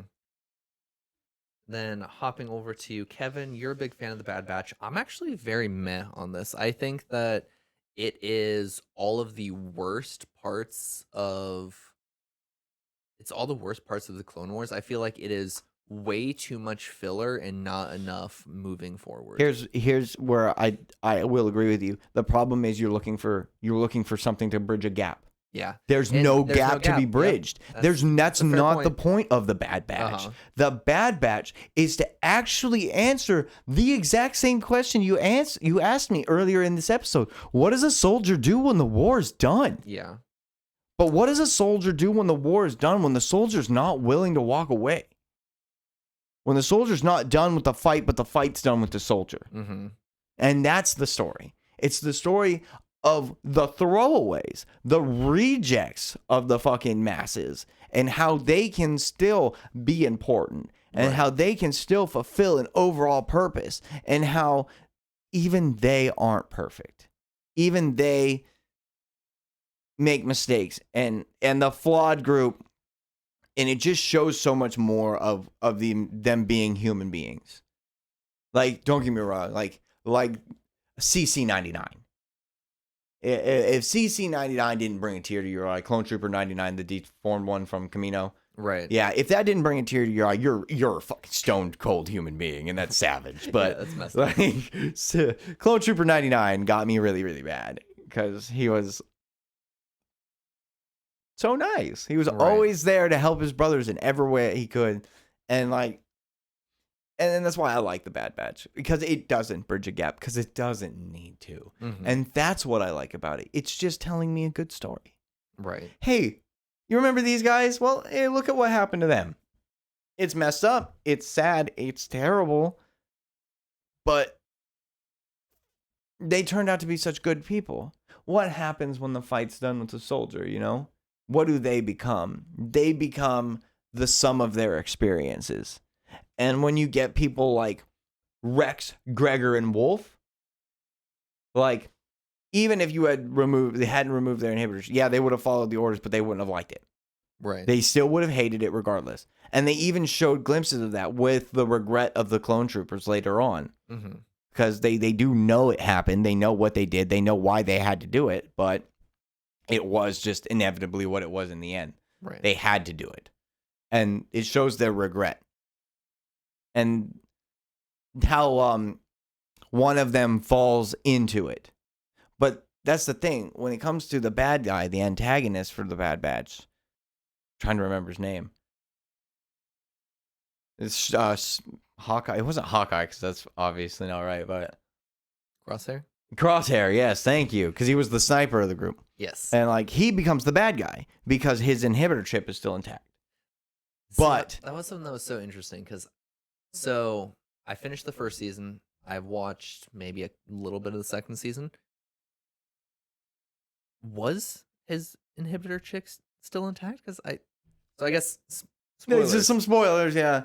But As far as I know, yeah, it was intact. I thought, But I it was thought at the only end of working at half capacity. Okay, so It I was thought- severely damaged, and at the end of at the end of the first season, they actually put him under and turned it up. So he's more brainwashed by it, but he still feels the way, like, he's still a soldier. That's Right. why even when it was turned halfway down, he was questioning himself a little bit. But he was still really die hard on what he was doing. Right. Good soldiers follow orders. And like even past the programming, he was like, this is all I've known. This is what I have to do. Yep. Whether I have to Come kill my down. brothers or not. Right. Yeah, so I think that's good for canons. Now we hop over to legends, which this one I feel like I'm going to hit. So I feel like we can both just agree. Knights of the Old Republic are some of the best. if not the best Yeah, Star if Wars not video the games. best. Simply because you get characters like fucking Revan, Bastila Shan, Nomi Sunrider, freaking Right. so many great freaking in different time periods. So different. You also get different views of the Jedi through these times. Right. Because like you go to Coruscant and the Jedi are there, but people are like, what? Those weirdo cultists? Right. That's cool, whatever, but they weren't so well known throughout the galaxy back then. And so, like, their stories are more militant and Right. really interesting. And I feel like that kind of goes perfectly into like honestly, those games are just so like phenomenal story wise, but also like literally gameplay mechanic wise that you can pull the video game, you can pull the code out of the video game, and you can make a straight up tabletop RPG out of the code. Oh, absolutely. Like Yeah. it is just a tabletop RPG that somebody made into a video game. Yes, it actually does exist. Wizards of the Coast Star Wars does exist. Mm-hmm. It is an actual thing that you can play. They made it a tabletop actually very shortly after the freaking first movies came out.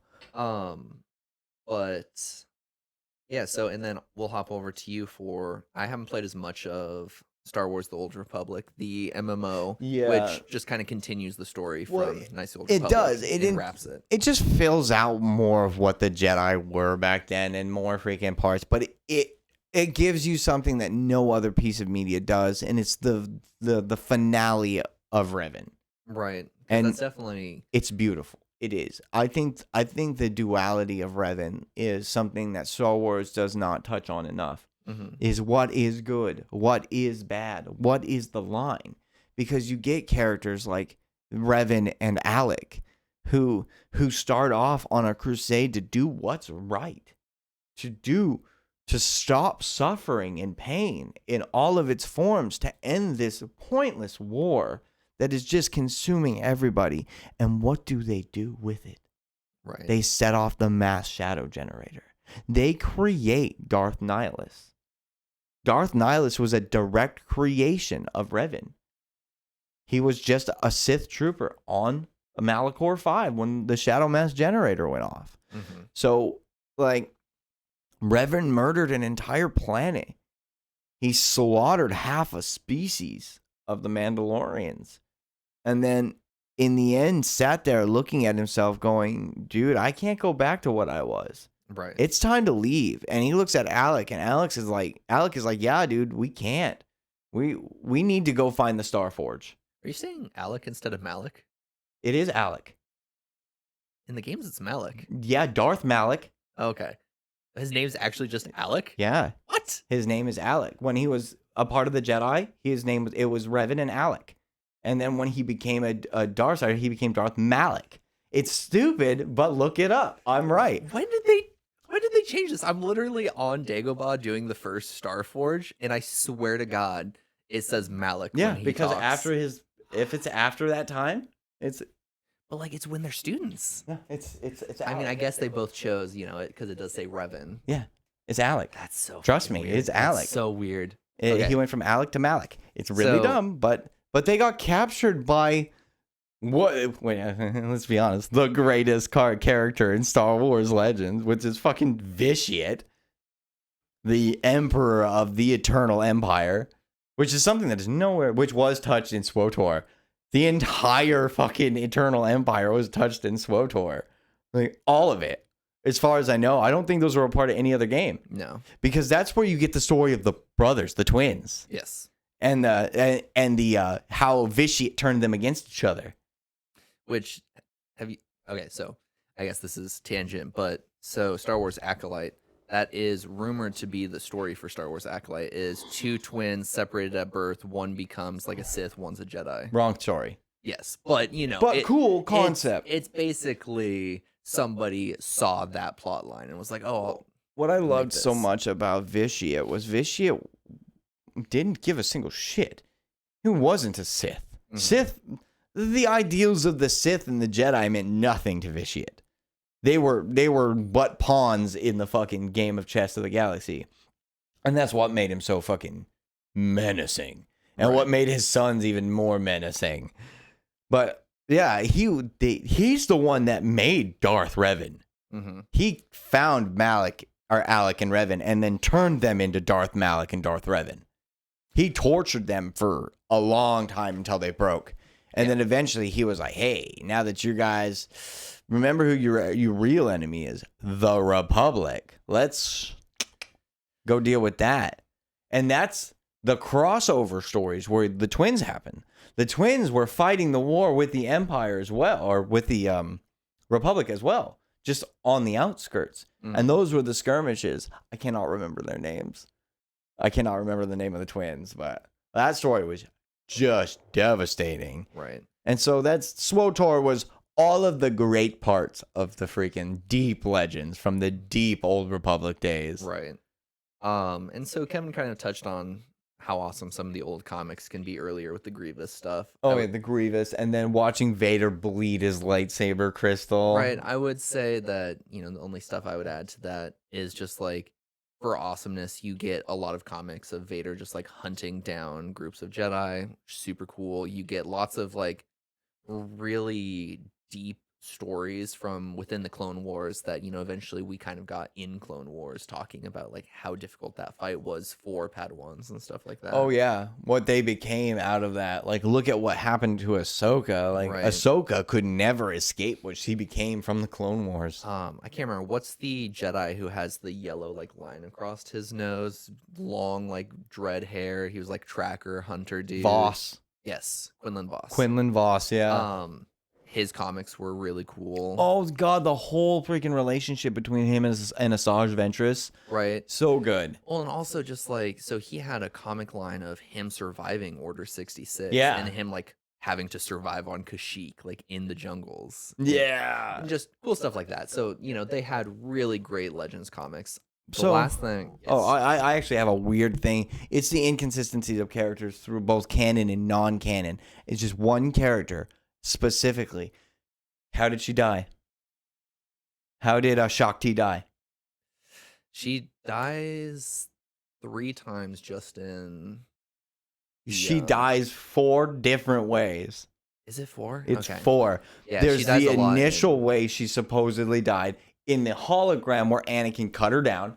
Right. There's the second way where in a freaking memory, he rams his fucking saber through her back.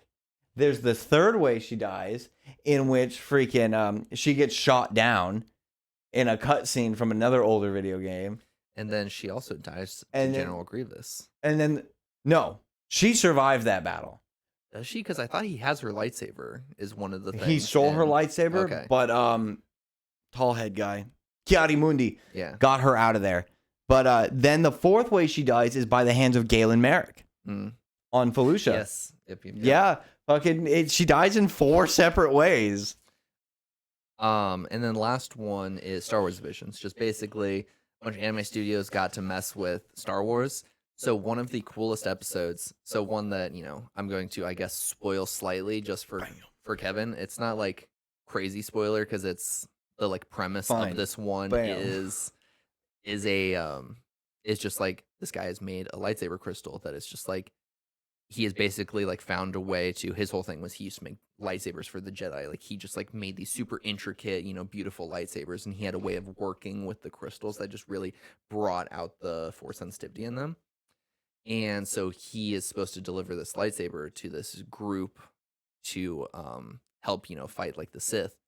And the thing about the lightsaber is that it shows your affinity. Like, so like when she Yeah. like turns it on, and for her it like starts off as like kind of this like just white, but then like as she is like helping people, it like gains a little bit more color to it, like that light side color.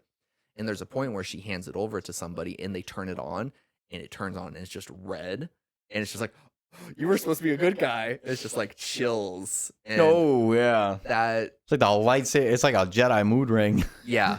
And that whole episode is so fucking good. There's so many good ones, but that one by yeah. far, like if you only have time to watch one, watch that. Although I do have a side note on the Tales of the Jedi, one of the more recent shows. There was a scene where Ahsoka cut down an Inquisitor, and one of the weird things was like, why was she able to cut him down so fast? And I weirdly just want to throw out an argument for why she was able to take out that Inquisitor so fast. A, he was an Inquisitor very short time after Order 66. For two, she could stand toe to toe with Grievous. Right. Some little freaking Inquisitor is gonna mean nothing to her. She was literally forged in the fires of war. Yeah. The only weird question I had about that is why did he deflate? Yep, that was the question I asked you too. Why did he just? Yeah, he turned into a little balloon. That didn't make any sense. But why she was able to kill him so fastly was pretty obvious. Right. Because he was an Inquisitor and she was Ahsoka Tano. Right. The Inquisitors. I mean, we won't super get into this. Yeah, Inquisitors are Inquisitors. So that ends our main segment. So now we get to go into a section that Kevin hasn't really like agreed to this name, but I've been calling Kevin's Steam segment. Oh, where yes. he just talks about his Steam games. What I've Steam game have you been playing? The ridiculous. Unfortunately, my main topic for this was brought up in our what's been happening, simply because I've been playing a lot of Far Cry 5. I will throw in right now some DLC. I beat the game, so I've been playing the DLC, which is the Mars DLC. Mm-hmm. If you want to have a really good time, that means absolutely nothing about nothing. You get you the Attack on Mars DLC for Far Cry 5. Two of the best, most ridiculous characters are your main characters, Nick Rye and Herc. And it's great. You want a good time?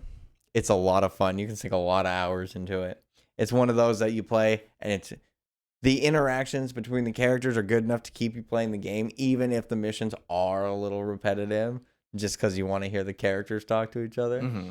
So if you want a good time, just play all the Far Cry series. If you can beat one, let me know how you did it, because I can't get past the first area without getting at least 50 guys shooting at me through a tent. That tent, I don't know. You have to be so sneaky in that. You cannot pull the trigger. The minute I shot one dude, they... Yep. It's so hard to do. And I'm not a stealth game. I'm not going to get killed for this one, but I'm not a Metal Gear Solid fan. So I'm not a fan of throwing myself in a box and sneaking around. Anyway, because that's been so short, we're going to move on to our Zenith's Awesome Anime segment. Yeah, that was what I named my section, Zenith's Awesome Anime. So last week I told you guys, so no spoilers because I told you last week what we're talking about. So if you didn't get a chance to watch it, hey, go ahead and tune out here. You know, we're not going to be talking about anything else besides that. I'll let you know, I guess, right now if you want to be up to date on, you know, what we're going to talk about next week. So I have in my notes one that I'm actually going to throw back a week because I want to work on it a little bit. But we're going to be talking about the Cyberpunk Edge Runners anime on Netflix. Phenomenal anime. Go check it out. Go watch it. We're talking about it next week. But for now, this week, we're talking about Yuri on Ice, a phenomenal anime with, as my wife says, one of the best anime openings just in general. It is so fucking good. That's a bold claim. And I think the reason that it is so good is because... So I figured it out. I pulled up... Have you watched Jujutsu Kaisen? No. Okay. So Jujutsu Kaisen has one of the best anime outros ever. Like, it won the best anime outro the year it came out, that kind of thing. It's just I didn't know that was a competition. Yes, so Crunchyroll has a bunch of different, like, best intro, best outro, best animation, best slice of life, you know, just that kind of stuff. I mean, it's not surprising. I just didn't know it existed. Yes. And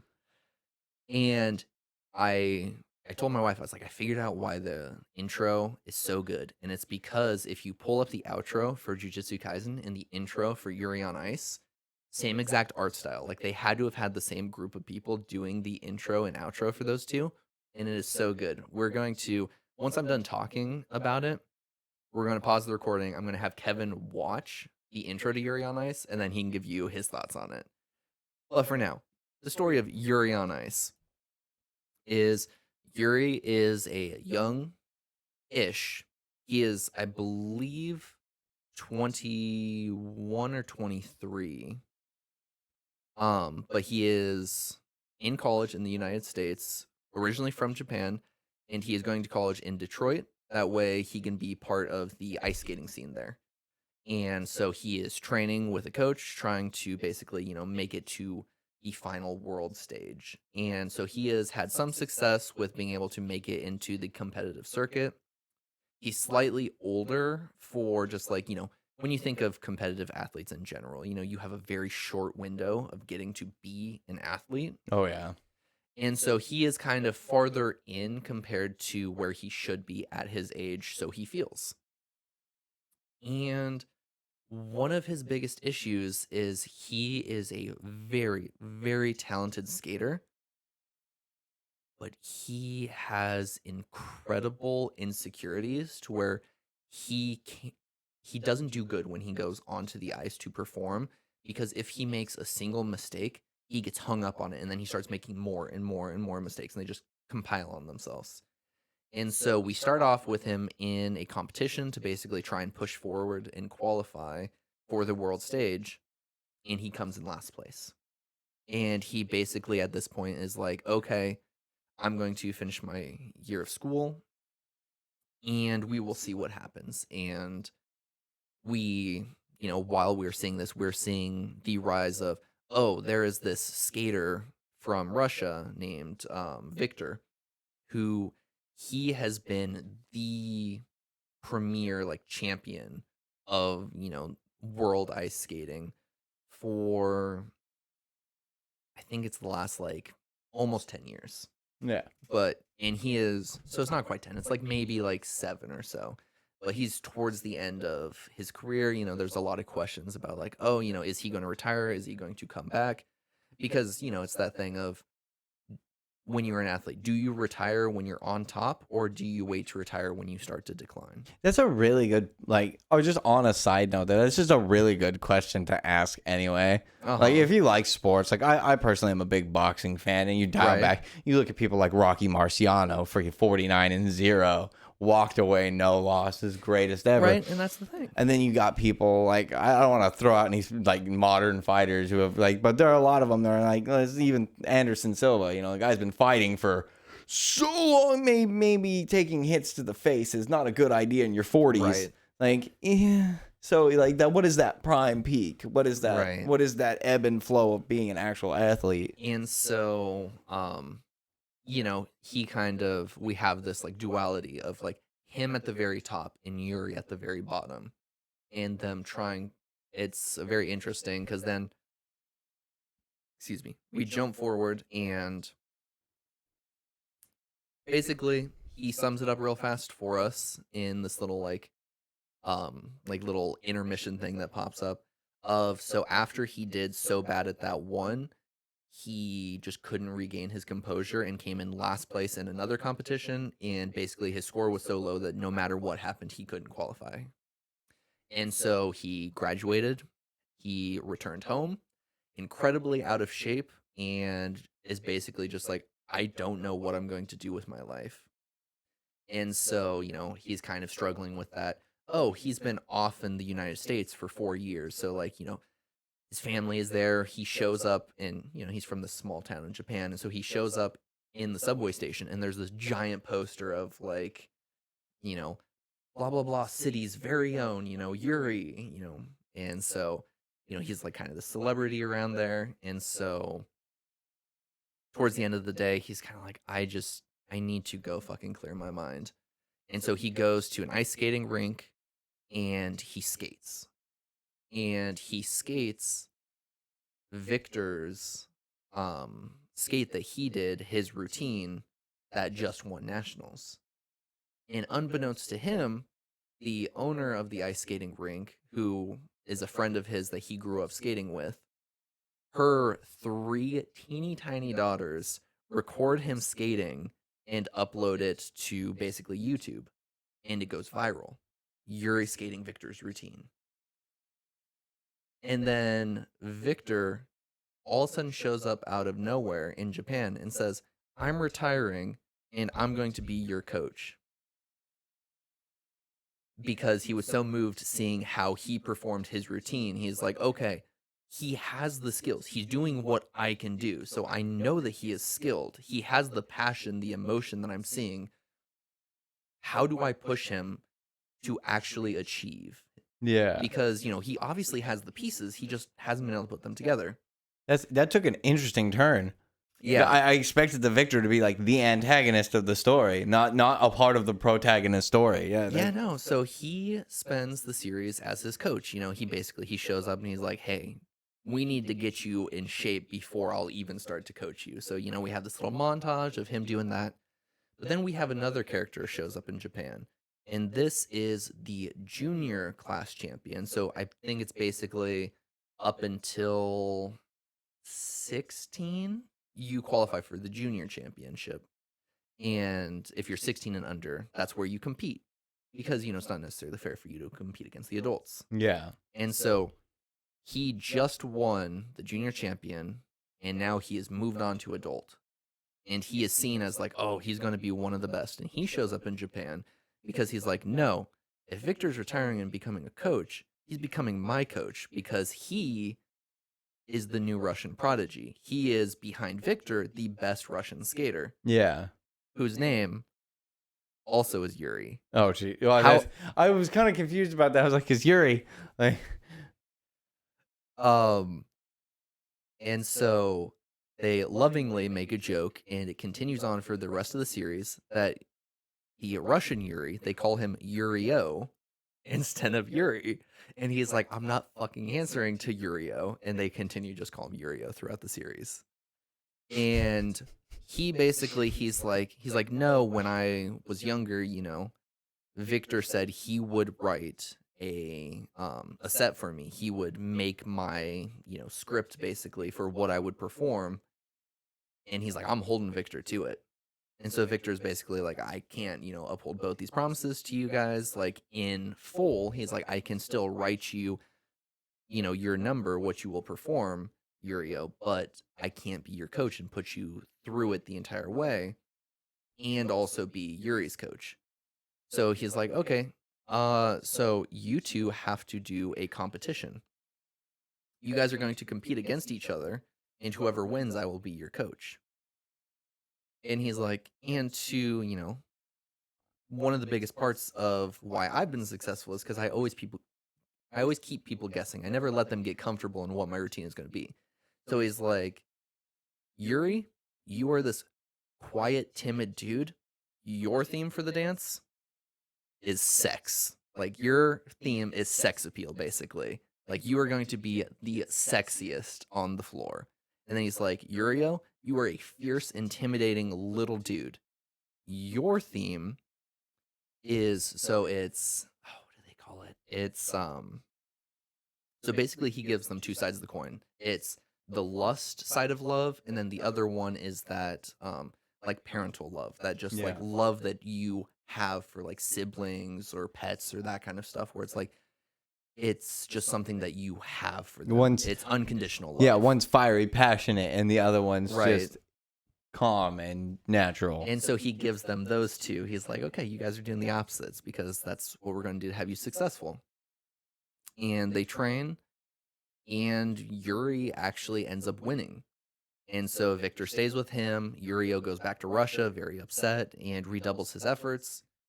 And, we kind of get to this period of the show where it's like, okay, we're traveling now for these competitions. Yuri eventually, he does good enough in the Japan competition to where he qualifies to then move on to like the larger competitions to then qualify for Worlds. And so we go through and we see him, competing and qualifying for these, like coming in various places and that kind of stuff. And it's really cool because we start to see it's like, oh, we're seeing other competitors from these different competitions. And so it's like, oh, this person came number one. So they're not going to be at the next one, but we'll see them at the next higher one.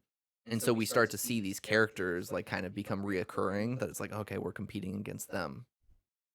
And it's really interesting because they do a good job of like bringing like actual world history into it of like one of the characters, he is a I believe he is from Southern Asia, and one of his big things is he's like there's never been a ice skater in the world competition from Southeast Asia. And so he's like, that is my goal. I want to be the first.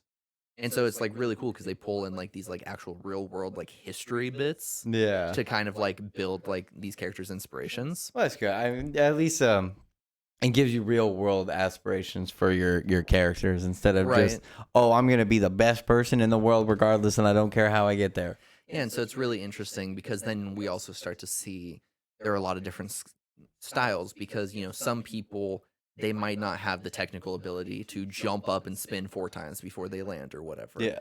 And so their thing is their number has to be so consistent with the music, you know, their moves, their emotion that they're conveying. And so it's really cool because you start to see like these different like types of skaters. And eventually you have this kind of like will they won't they romance between Yuri and Victor. And they eventually kind of, you know, come to this point where, you know, they hit the finals and they have, you know, basically bought like promise rings for each other. And they're like, okay, you know, you're going to win gold at the world stage. And then once you do that, we're going to get married. And so it's like this big thing where it's like, oh, you know, everybody wants the gold. And so, you know, for them to declare like, oh, we're getting married after he wins gold, it's like oh, they think they got this in the bag pretty good. So it kind of gets Yeah. a little tense with everybody. But, you know, and I'm kind of skipping over because it's like, how do you go through and describe like all of these competitions, which are Yeah. Yeah. incredibly well animated, and the drama within them is really good because, you know, you have people going through different stuff. You have one guy who basically once you make it to the world stage, he just completely collapses from the pressure of, you know, he basically doesn't have a coach because, you know, he wanted to kind of skate his own style and nobody would let him. And so he's like, I'm just going to skate my own style myself. And so he has like basically all of Canada on his back because he is, you know, the Canadian national champion. And, you know, he is skating for his parents and his fiance and this, and he just kind of collapses and crumbles under the pressure.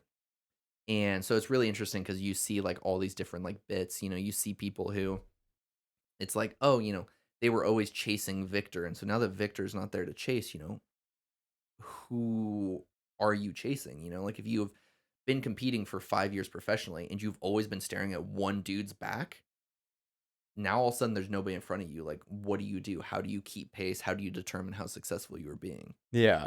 And so they do this really interesting job, and Yurio eventually wins. He becomes the gold medalist. He wins worlds, and Yuri gets silver medal. And it very much ends with it's like, hey, we have built up both. Hey, some of these skaters are old and are going to be retiring. And we also have seen some at the junior level who it's like, oh, they're going to be joining the adult competition next year. And so we're going to have some fresh blood as well as other characters leave. And so it's one that it very much feels like it should have a second season. And it's supposed to have a movie, but COVID kind of, you know, put a Oh damper yeah. and delayed that. It's still in A production. lot of studios went that hard, kind of hard to work from home on that one. Yeah. But so it ends basically with, you know, Yuri being like, "Okay, I'll make you a deal, Victor. I won't retire and I'll go for gold next year if you also don't retire and you come back and start competing."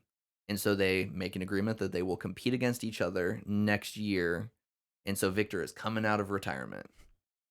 So they definitely set it up for a second Yeah, season. exactly. And so it is just really well done. Like the music that everybody like performs to, the animation is insane, but like, you know, that also makes a lot of sense when you consider that it's the same studio that did Jujutsu Kaisen as well as Attack on Titan, you know, the No, later gosh. seasons and I that kind am of I stuff. am a huge Attack on Titan fan. And so it's just really crazy. So that is Yuri on Ice. We're going to pause the recording right here. I'm going to have Kevin listen to the intro because it is hype as fuck. And then he'll tell you what he thinks. All right, so I have now shown Kevin both the intro for Yuri on Ice as well as the outro for Jujutsu Kaisen so that he can kind of give you his opinion. Oh, I like the art style for sure. Sloppy color work on top of beautiful artwork for some reason it's eye-catching and freaking it's really appealing. It's aesthetically pleasing. For some reason, like you're always taught, always color inside the lines and make everything perfect, and then you see an art style like that where it just looks like they were just really rough with a crayon. Right. It just like I feel like it only works because of it takes place within such a solid like animation to then it's so eye-catching because it's so different. Yeah, because the color can be more vibrant and more everywhere because you've got random color over your artwork, or heavily outlined artwork. So it's really good. It's really well done. I can see why that was voted one of the favorites of Crunchyroll, because so that was really well done. How did you like the music for the Yuri on Ice intro? Oh, it was terrible. Oh my god, Laura's gonna be so pissed. That's terrible. It's not that it was bad. It's but tell me it's not hype. Oh, it's very hype. It's very hype. It gets you very pumped. It's just not my musical taste is just different. Yes. I'm a big metal person, so metal, heavy rock, stuff like that I love. But like sometimes but don't get me wrong, I also love like Al Stewart and freaking Alan Parsons and all that, but that was very hype. It was a very, very high energy song. Can't say I particularly cared for it, but it was very high energy. But yeah, that's been the Sorry You're Wrong podcast for this time. And so next awesome anime we're going to talk about is Cyberpunk Edge Runners. It's on Netflix, so if you have Netflix, watch it. Also, watch it pretty soon because coming up, the Netflix password sharing is going into effect. So prepare to start paying Netflix, a lot for Netflix. Yeah, your Netflix is about to be fucked. So watch it now while you can. And I am hoping you'll maybe start a new segment coming up. I'm going to start reviewing some of the new books coming out. Like I want to start my next week. Hopefully I will have listened to it and be ready to review the first book in the Star Wars High Republic series. Yeah, and that'll probably swap in and out with Kevin's Steam segment. Something to help supplement the fact that I don't have as much time as I used to sit down and play funny games on Steam. Right. But yeah, we will see you guys next time. Goodbye. Thank you for watching this video. If you enjoyed it, I'd appreciate if you liked, commented, subscribed, followed, all the things on all the platforms. I appreciate you watching this video. It truly does mean a lot to me, and I hope to see you in the next video.